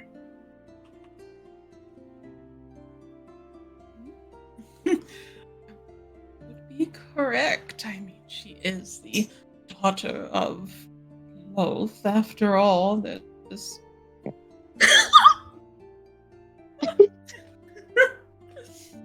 Oh. and I shouldn't have looked in oh, chat. Yeah. I'm sorry, I'm being a distraction. That was great. Yeah. Actually him. And Tove will pipe up at this and say, "Well, it is a shame, Minister, that the temple has closed its doors to some of some of Sophis' creation. Narshalis," and she'll turn to him and sort of like move her hand out of the minister's, and says, "Narshalis, I do think we should be going now. We had somewhere to be, right?" His jaw sets, and his eyes bore into this smiling, slimy, smarmy little minister, and she will have to move him, but he just sort of nods. she'll grab his arm and sort of like begin to kind of like gently tug him in the direction of the door and say, and as she does so says, "Have a wonderful evening, Minister. It was wonderful getting to meet you." Just like pull Narshalis and be like, "Come on, Narshalis, come on." And as you leave, He's you walking hear backwards. as you leave, you hear him say, "Very nice to meet you as well, Miss Bauer. However, I would be careful of the company you decide to keep." Dude, Oh. he is trying to get death flags, man. He is like, how many of these can I collect? We are Enjoy the we day are- you deserve. we are heading back out into the world. Yeah. Before somebody dies. Mm-hmm. Yep, you guys walk outside, and Imran is just standing there real awkwardly, just not knowing what to do with his hands at the moment. Narshalis will look at him and just be like, "We need to leave before I commit a crime." Oh my god. It's like we just got here. It's like here 5 minutes. Just crime already committed. You hear Fulton in the background just sighing the longest sigh known to mankind. We just got cleared of one crime. Yeah, and Tove, whose like just beautiful religious experience was ruined by this man, this minister, who now she's not sure what she feels about him. Looks at Imran and looks down and realizes she's still holding like Narshalis' arm, and she lets him go, but she's like, "Oh, 3 feet," and she says, 3 feet. I think it's probably a good idea if we head down towards the fishing district." And after a minute, he just nods his head and just kind of notices that people were probably looking at them. And he'll say, "Sorry, I ruined the whole temple thing for you." And he'll just kind of turn and motion for Imran to kind of come with them with like a nod of his head toward the other direction. And start toward the fishing district. Excellent. And as you guys make your way that way, the rest of our party, you decide to head off in your own direction. I believe Julia was the one you kind of decided to like drag them over to the bakery. Yes, and they are just noticeably like bouncing on their feet, excited to go in this direction. Excellent. All right, so yeah, as you guys head over, with Renarian just tagging along behind you all, approaching the bakery, you see that there is a stall outside where the current fresh baked goods are being displayed for sale. The door is of course open, which is what is allowing all these delicious smells to drift out into the streets. And it's fairly busy over here, especially being right by the front gate. There's definitely a lot of foot traffic. And are you gonna try and like go inside, Yulia, or? Yeah. She's gonna see. Well, most likely Mira will be in there, but because she doesn't know if Briagi will be in there also, but she'll definitely be looking for the one woman. Okay. And then do you all then decide to follow her inside? Mm-hmm. Yeah, I'd say so. Okay, Effie. Yes, Taffy will follow them all inside. Sorry. Excellent. Oh, you're good. So yep, you all kind of make your way inside, and you can see that it's kind of a very like standard setup that you might expect at a little restaurant or tavern. There's tables set up where there's a few people eating at. There is at the back of the house like a wide bar that separates it from a large kitchen area. And behind the counter, you see there's a couple of people working. But Yulia, of course, you will spot the half-elf woman who's currently got like elbow deep in like some dough that she's currently making in a large bowl. She has fairly like tan skin with blonde, like dark blonde hair on top of her head. She's wearing like an apron that is absolutely covered in flour and like splatters of batter and God knows what else that she's been cooking today. And as you guys come in, she'll kind of call out, "Oh, welcome to Mira's Bakery. I'll be right with you." Oh, Canary, is that you? And Yulia just has the biggest smile on her face and goes right to her, basically just like opens her arms for just like a big hug. She doesn't care if she gets anything on her. She's just happy to see this woman. Oh. Mira will absolutely, walk around and meet her, give her a big hug. Definitely, Yulia's probably now covered in flour as well. She says, "Oh, darling, it is so good to see you again. You've been away for quite some time." Oh, I know.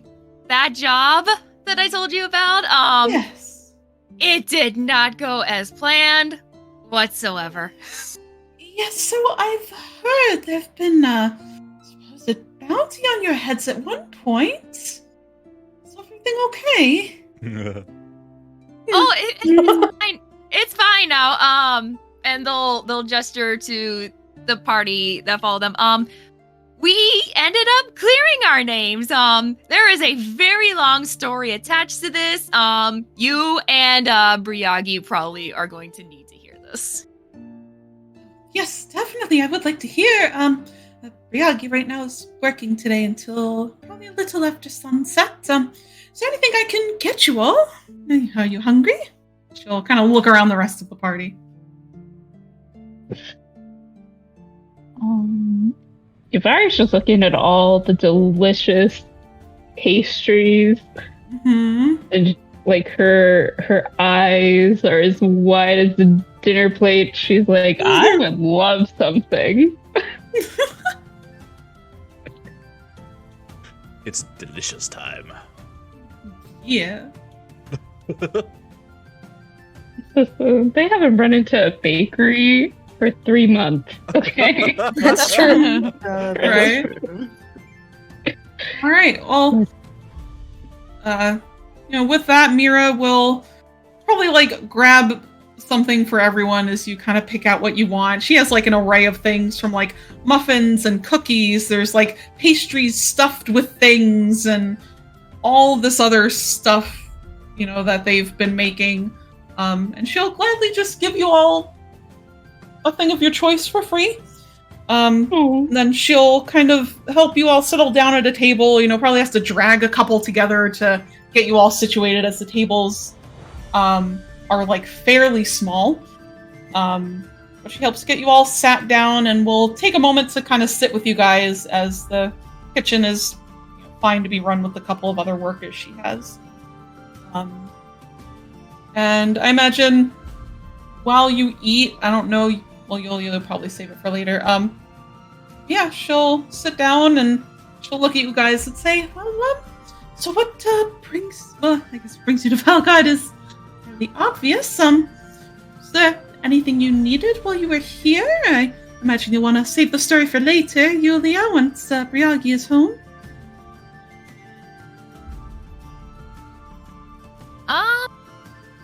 Well, yeah. Well, we'll save all that for later. But they're trying to choose their words carefully because they particularly want to talk to the rest of the party and maybe particularly Taffy about how much they should let them know, even though these are people that Yulia would absolutely trust. So they'll just kind of just start off with, has anything weird happened the past week or so? Besides the bounty issue? Not that I can think of. I mean, as you probably heard, there was the attempt on Her Royal Majesty's life. But other than that, everything's been fairly quiet. We just had our, celebration of the coming summer, which was quite lovely. Oh, I'm still reeling from all the people I had in here. No, really, everything else has been fairly quiet, as far as I'm aware. And they'll let out a breath of this. It's just like, okay, that makes me feel a little bit better. So besides that, the assassination attempt, nothing? No other, I don't know, I guess, potential crimes? She, takes a moment to think about it. Then just gives a small shrug of her shoulders. Says, really nothing. I think the most interesting thing I've heard is that Minister Yakan is in the city from the Order of Seven. I haven't really seen much of the man. He doesn't seem to be much of a fan of pastries and baked goods, as far as I can tell. How dare he? Honestly. Yes, that's his true crime. Not enjoying baked goods. He has no soul. For real. Does he not come around often? I didn't really recognize him or his name on site, so probably not, but is it really that big of a deal he's here?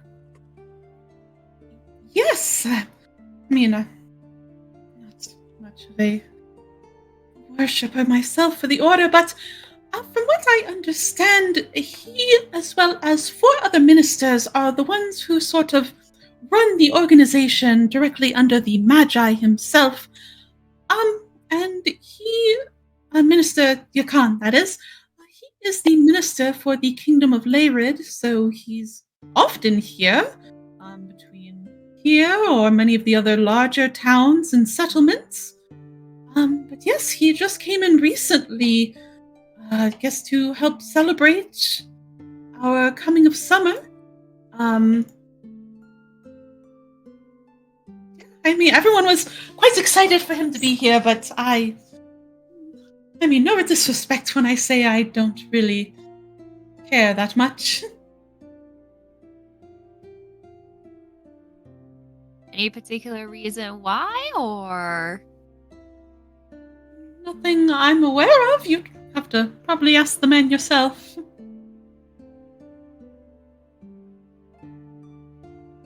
So I'll pause for a minute, in case anyone else wants to ask anything.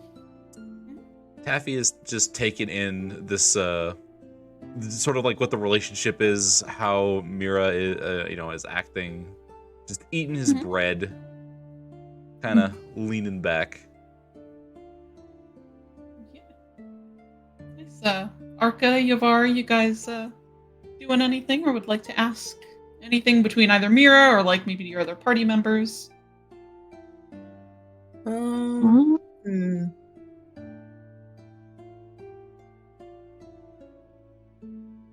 Maybe since Arca doesn't really know about the Order of Seven, as he's following this conversation, munching on a muffin or something, he kind of pipes up and says, one of ours seemed pretty excited about this minister guy. What is this whole Order of Seven thing? Well, it is religious organization run out of Eid Fu, from what I understand. As I said, the minister himself is one of their highest-ranking members, so I imagine someone who follows in their way of worship would be very excited to meet someone of his status.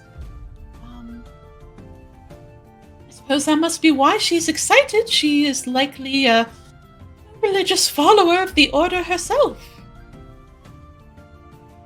I see. Well, that's good to know. Yavari she's paying attention. She's not saying anything though, as she's kind of just absorbing all of the information that is being given to her in this conversation, as she's like munching on like a cinnamon roll or something. Good choice. Which she is very invested in. But she doesn't really know the Order of the Seven, so she's like, what would that information benefit me? How would it benefit me? But no, she's just quietly listening and watching Yulia and Mira interact. Just taking little mental notes. Awesome. And yeah, Runarian, for the most part, is just staying quiet, enjoying, oh gosh, I don't Missing know what toe. it be called. Huh? Missing toe. A little bit, probably. He's got, yeah, he's got something sweet that he's munching on. But, yeah, then, Yulia, is there anything else then? Like to ask Mira, or like your party while you're here?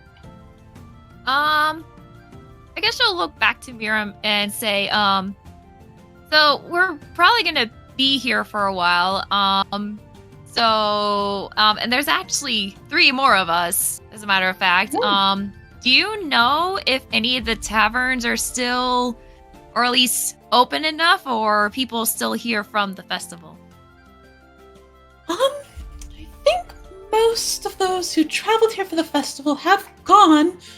So there is the Dragonstone Tavern just across the street, or I believe there is Billy's Tavern on the other side of the church by the smithy, who might have some rooms. I guess they tend to be a little busier. It really depends on how many rooms you're looking to get. But you could probably try Dragonstone first, since they're right here.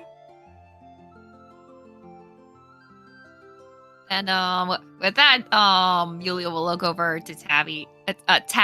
I almost called him something. I don't know what else. Just kind of look at us like, well, if you want to start there to find space for all of us, we can do that next. Unless you have any other ideas.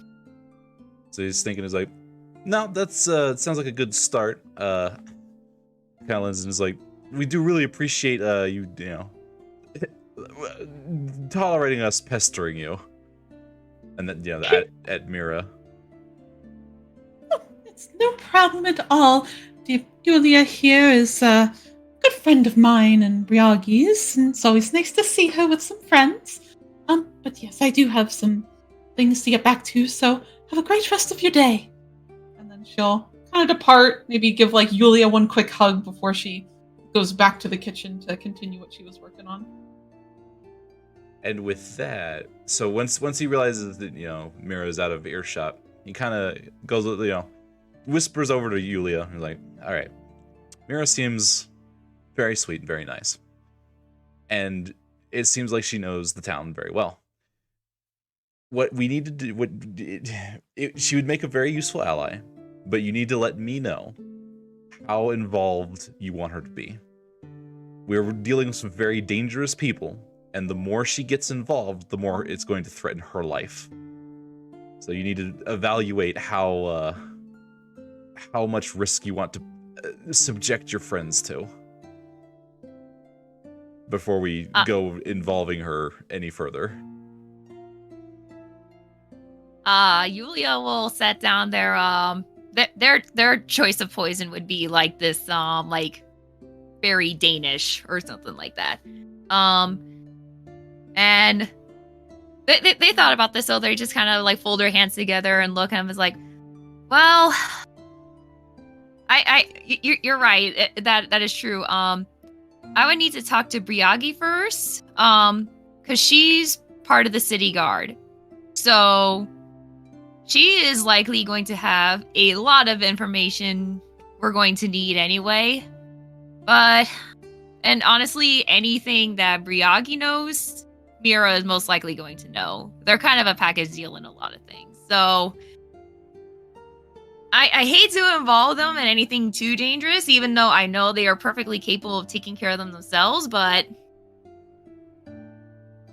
So, and, you know, Taffy just kind of stares at Yulia for a couple seconds, just lingering. Then he nods and like, all right, it's your call.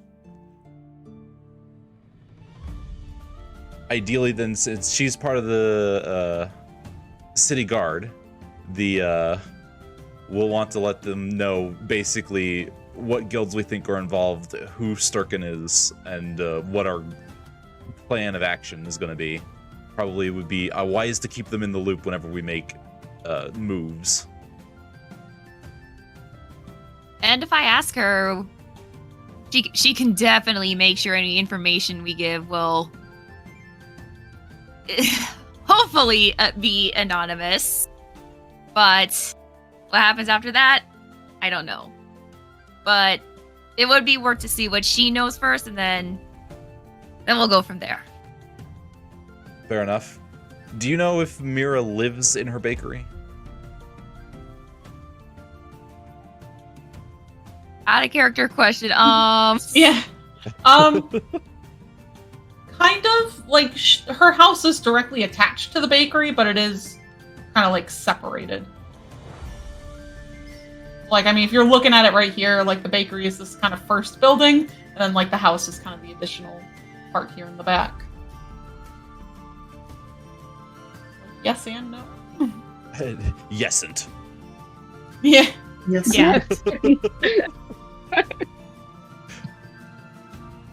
Okay. Does Yulia let me know that? Yeah. Okay. Okay. So- I was just confirming, and then gotcha. so they'll say yes. Basically. It's like, yeah. He's like, all right. In that case, what I would recommend, and I realize how this is coming off, but ideally, it would be benefit your friend if I could go and secure their place of dwelling and their business as well. I'm not really looking to make a profit, but I really can't run around and just start locking up people's houses free of charge. That gets very suspicious. It's also against kind of guild policy. So, and you could spend whatever discount, whatever, 1 gold, that's fine. But if you could convince your friend to allow me to secure their place of residence so that they don't get stabbed in the night, we're dealing with an assassin's guild after all. Julia nods and will actually pull 2 pieces of gold out of their pocket and slide it to Taffy and stand up and say, "Don't worry. If it's coming from me, she'll most likely agree." And then she'll she'll make her way to wherever Mira went, and kind of gets her attention to like talk quietly and basically say, okay, so we're gonna head out. Hopefully you find Briagi, but my friend, the Tabaxi, they're trying to figure out trying to figure out how to word this. They're just like, we want to let you and Briagi know what's going on. But for safety precautions, my friend would like to secure the bakery and the house, if that's okay with you. Mira will look up from what she's doing. Seems to be kind of like dividing the dough into separate batches. She'll kind of give Yulia a bit of an odd look. She says, is that necessary? I don't know if I really want to get involved in whatever you all have going on. It sounds very important, and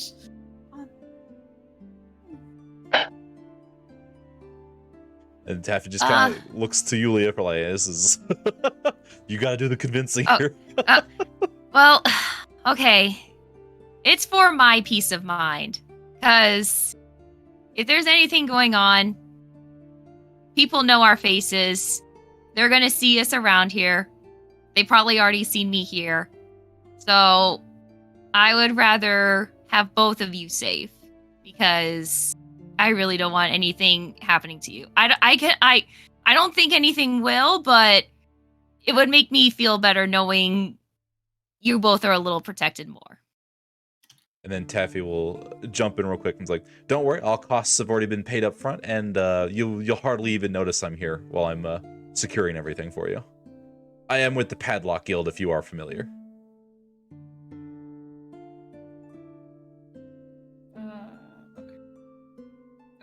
okay. Right, and Mira still looks fairly hesitant. And she'll say, let me speak to Briagi first later, and I can get back to you. That's all right. I'm not really sure if I just want to get involved. It's like, understandable. He kind of backs up. He backs off. He doesn't go into his marketing spiel.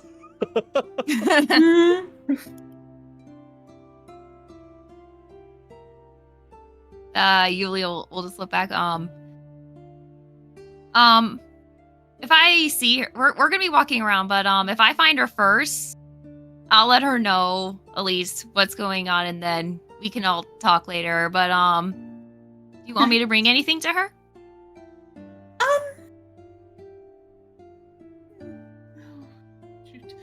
No, I haven't had the time to get to it yet. No, don't worry about it. You'll be all right. But thank you for the offer, of course, as always.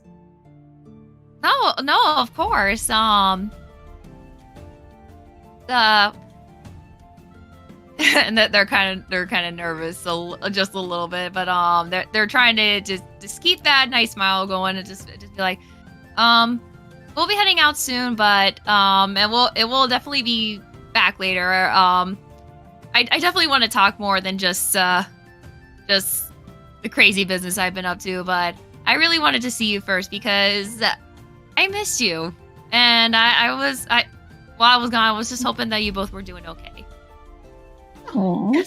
Yes, we've been quite well, thank you, and we did miss you too as well, Yulia, but yes, we can talk more later, for sure. Sorry, I'm so busy today. No, I totally get it. I'll let you get back to work, and see you later then. We'll just go back to the table. Take care. Just kind of sit down and kind of put their fingers on their temples. They're rubbing circles like this might be a bad idea. Now I feel kind of bad. I don't know what to do. Taffy just kind of pats her on the shoulder and is like, we'll figure it out.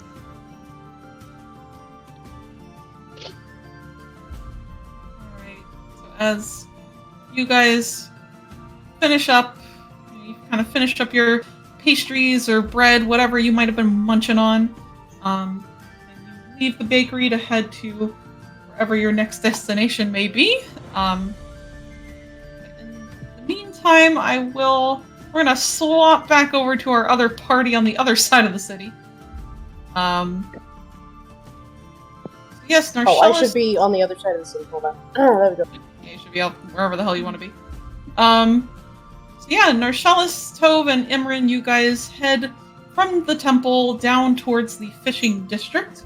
I'm assuming, Bela, just to double check with you, that's kind of like all of this, isn't it? Like, Can I make a shape?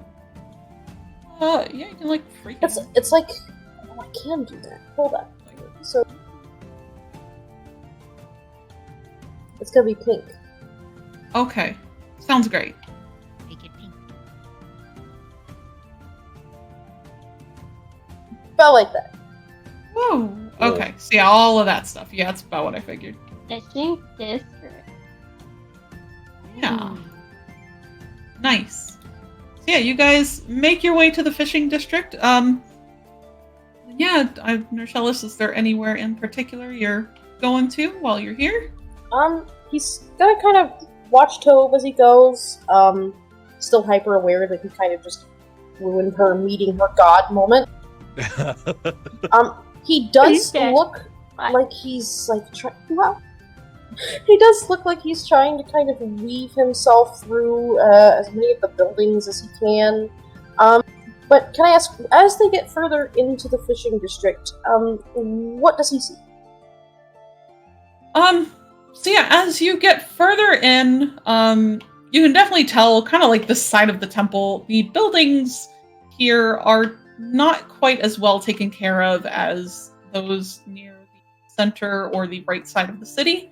A lot of stuff here is made of like wood or very old stone. It's very worn, very kind of, some of it's probably rotting away, especially the closer you get to the docks.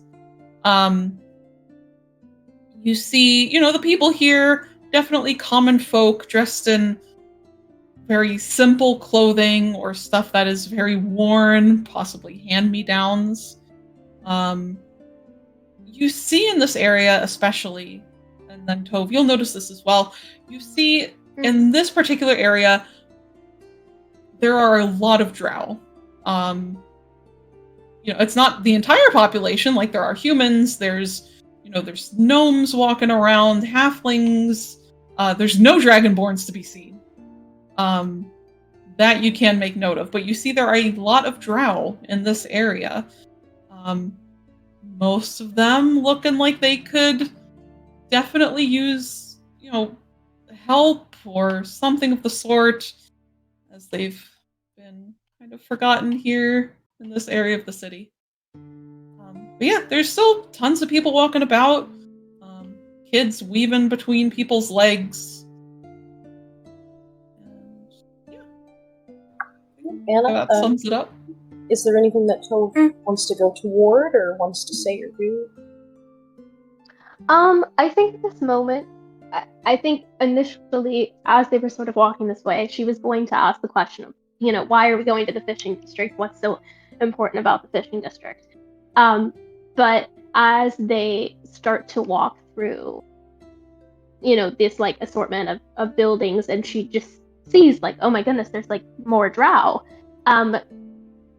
She gets it, and sort of, I mean, she doesn't fully understand like what his, like, if there's a specific place Nershellis is trying to take them, but she understands why they're here. And so I think she just sort of follows along and, just follows his lead.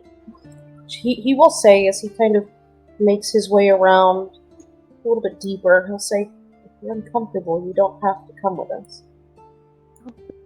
And Toad's like, no, I'm fine. I promise. I don't mind. And as he's going along, wordlessly and without making eye contact, he will pull out the pouch that he got from Imran that was full of that gold, and just reach in with 2 fingers, grab what he can, and slide it into different people's hands as he goes. No words, no eye contact. But as he gets further in, he stops. And hold on, I'm gonna have to ask if this is okay.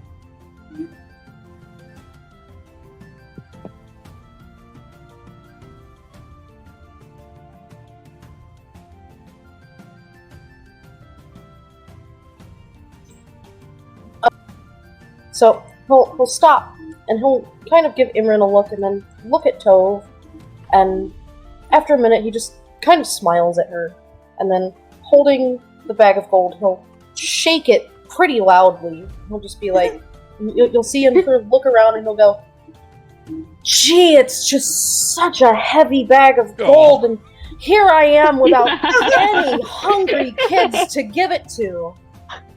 Wow. And Buying barrels down the street, and I hear gold. Almost immediately.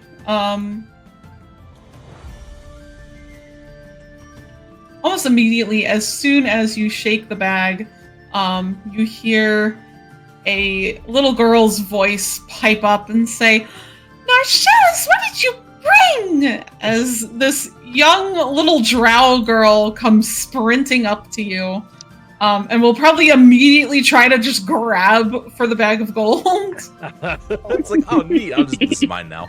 He will hoist it up above her head like, that's not what we say, now is it? He's clearly looking around like he's paranoid. He's like, okay, here's number 1. Now where's number 2? Nadira will put her hands on her hips. She says, "Okay, give it to me now. Otherwise, I'll kick your butt." Damn. Narcellus is like, but you want all of it? You know that's not how this works, Adira. Although, that is the secret password. You are right. I love this kid. This kid is great. As you're speaking to Adira, there's another child who will attempt to sneak up behind you and probably just jump for your arm. And he can take that arm, and it will sort of the bag will just fall out of his hand. He'll let it, and he's just like, "Oh, Zres, it's you, isn't it?" "Yeah, it's me." He'll then proceed to bite Narcellus. You just hear like, "Oh, God, your teeth are getting sharp." And these two little kids, as they come running up Tove, I mean, for all you can tell, they look like just drow kids. Adira is fairly young, very small. Zris is probably a little older than she is, as he is a fair bit taller. As he's bitten down on Narcellus's arm, Adira will reach in and grab the bag of gold. Or hopefully before Narcellus can grab it. He'll kind of yell back at Tove and be like, "Oh, I'm being murdered!" I think she'll initially look horrified at the fact that this child is biting Narcellus's arm. But she also finds it incredibly funny. And she just starts laughing. Hysterically, and she looks at the other child and she's like, "You better take the bag before he..." And is encouraging the thievery. Imran as well is just sitting there next to Tove, also laughing his head off, finding this hilarious that he's been just bodied by 2 children. And so Adira just gives a really toothy grin to Tove, and then she'll go to dash off, shouting, "Zres, come on!" And then Zres will go to let go of Narcellus's arm to also take off after her. Narcellus will grab the back of his shirt and just sort of haul him off of his arm, blood stringing off of his arm and all. He's like, "Oh, you little shit!" And he'll turn back toward Adira, and he's like, "Oh, I guess you don't want the necklace I brought you." She'll immediately skid to a stop and turn around, say, "You brought me something?" She'll come immediately running back over. Alright. He's like, I'm gonna set you down, and you're not gonna bite me again. Right? No. Stop hissing at me, you little bastard! He just very, roughly just sort of sets him down. He's like, "Oh, God." And seeing Adira come back over, he's like, "Alright, you know where that money goes, right?" "Yes, I know." Alright, he reaches around his neck and he pulls off the talisman to Ashmedai that was given to him by the orc back in Drakemount. And he dangles it. It's very shiny, nice and well engraved, and he dangles it over her head. He's like, "Now, I'm gonna give you this. And that way, the next time that you need me and I'm gone for a while, maybe you can barter it for something, right? Okay. And he'll let it drop after a minute, and he's like, "Now, you little ankle-biting freak."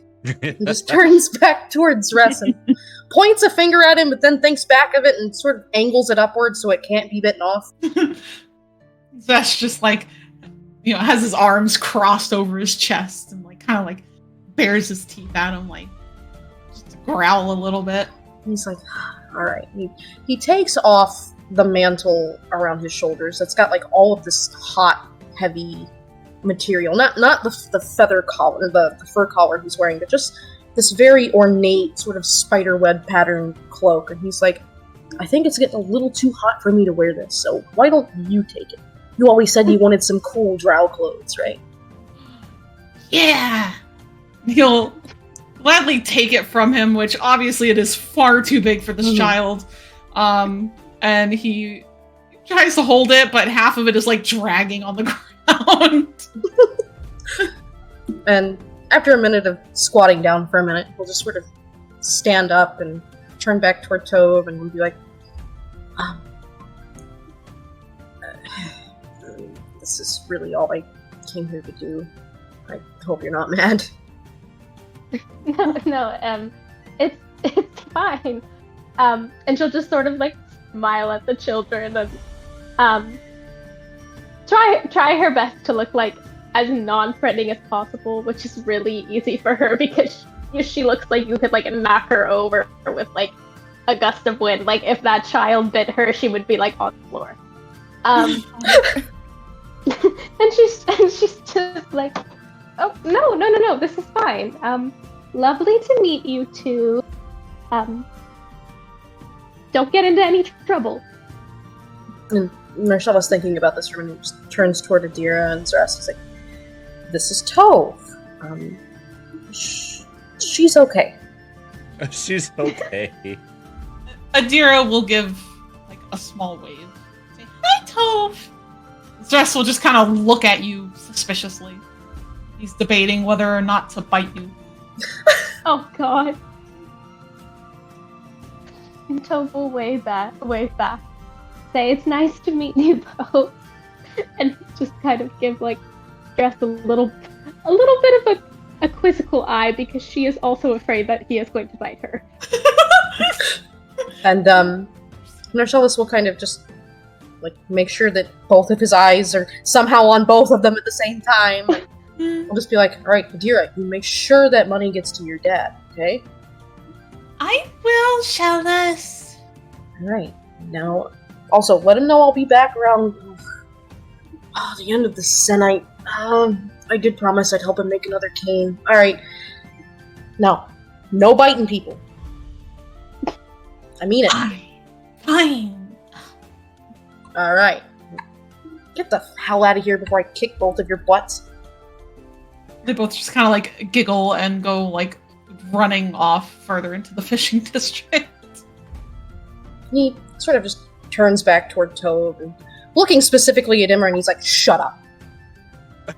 Imran has that look on his face where he's trying so hard to keep himself from smiling, but it's not really working. It's failure. He does not have the willpower. It was just so cute. It moved my heart. Oh, you're about to not have a heart. I'm about to move your heart 6 feet under if you catch my drift. Yeah. Yeah. But looking back at Tove, he'll kind of wait a minute to make sure that the kids are gone, and he says, if Sturkin went anywhere in this city, it's going to be in this park. It's completely overgrown and run down. I've only lived here for maybe 10 months, but the only people you see come down here are soldiers waiting to drag somebody else off.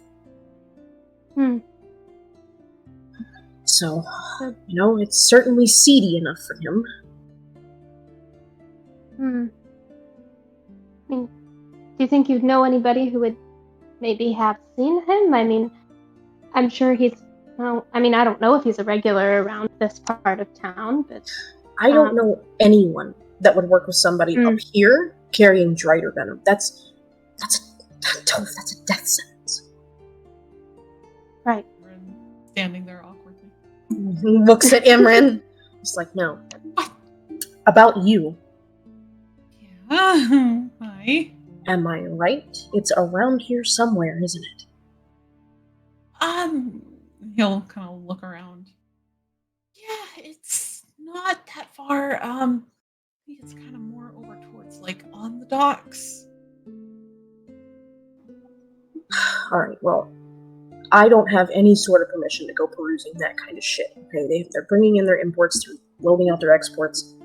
So, unfortunately for you, we're probably going to need some kind of written permission. Let's... You seem to be best friends with the butcher, so. Hey! What? Watch your fucking mouth. Jesus. God. Okay. I don't need you saying that kind of shit in this kind of an area. We'll get Wait. jumped. It's like, Yeah. fine, let's head over to the noble quarter and see if they'll let us in. Okay. Is that alright with you, Tove? Oh, that's perfectly fine. Besides, we might happen to catch up with everyone else. Good idea. We'll probably need some backup with laughter stirring. Yeah, I'm gonna kill him. Okay, maybe let's not jump to murder as our first option. You know, there Tove, is the general. it's a Yes. figure of speech. It's a figure of speech. Oh, okay. Oh, okay. Well, you had me worried there. Oh. I was, Alright, I was, well, was worried. With that, he'll kind of just carefully place an arm kind of behind to help guide her back toward the temple square, which he glares at that building. And we'll head toward the big slope. The big slope. Yeah. The big slope. Very good. Excellent. So yeah. Awesome. Then you guys will head on out that way, and that then is going to be where we will end the session for tonight. Oh, The big slope. Yay! You guys made it to Not Valgard. that We made it in to a bad Valgard. way, but it's Ooh. 4:11 a.m. Yeah. Yeah. My eyes are burning. Yeah. But this is so much fun. This is a good session. Huh. It is. Yeah. So yeah, so next time we'll get together again and see about starting to do some investigating, see if you guys can track down Sturkin And kill him. find out what's going on. Oh man. Make him Maybe- pay. Bring him to justice. Bring him to Make him justice. pay dearly. With their own two hands. Yeah, yeah. All right. Well, thank you all for joining us. Thank you, chat, for being here. Yeah. And we'll see you all next time. See you next time. Bye-bye. Bye. And now. Bye. Well, Excellent. All right. So from what I've scouted out in this town, next time's gonna be hilarious. It's gonna be hysterical. you won't want to miss it. Yes, I hope you all. Thank you all for stopping by, including any lurkers. I do appreciate it. Next week is gonna be a pretty simple schedule, hopefully. A bunch of Keaton and then Kenji. But until then, I hope you continue to have a fantastic weekend. And until next time, take it easy and stay safe out there in those Feywilds.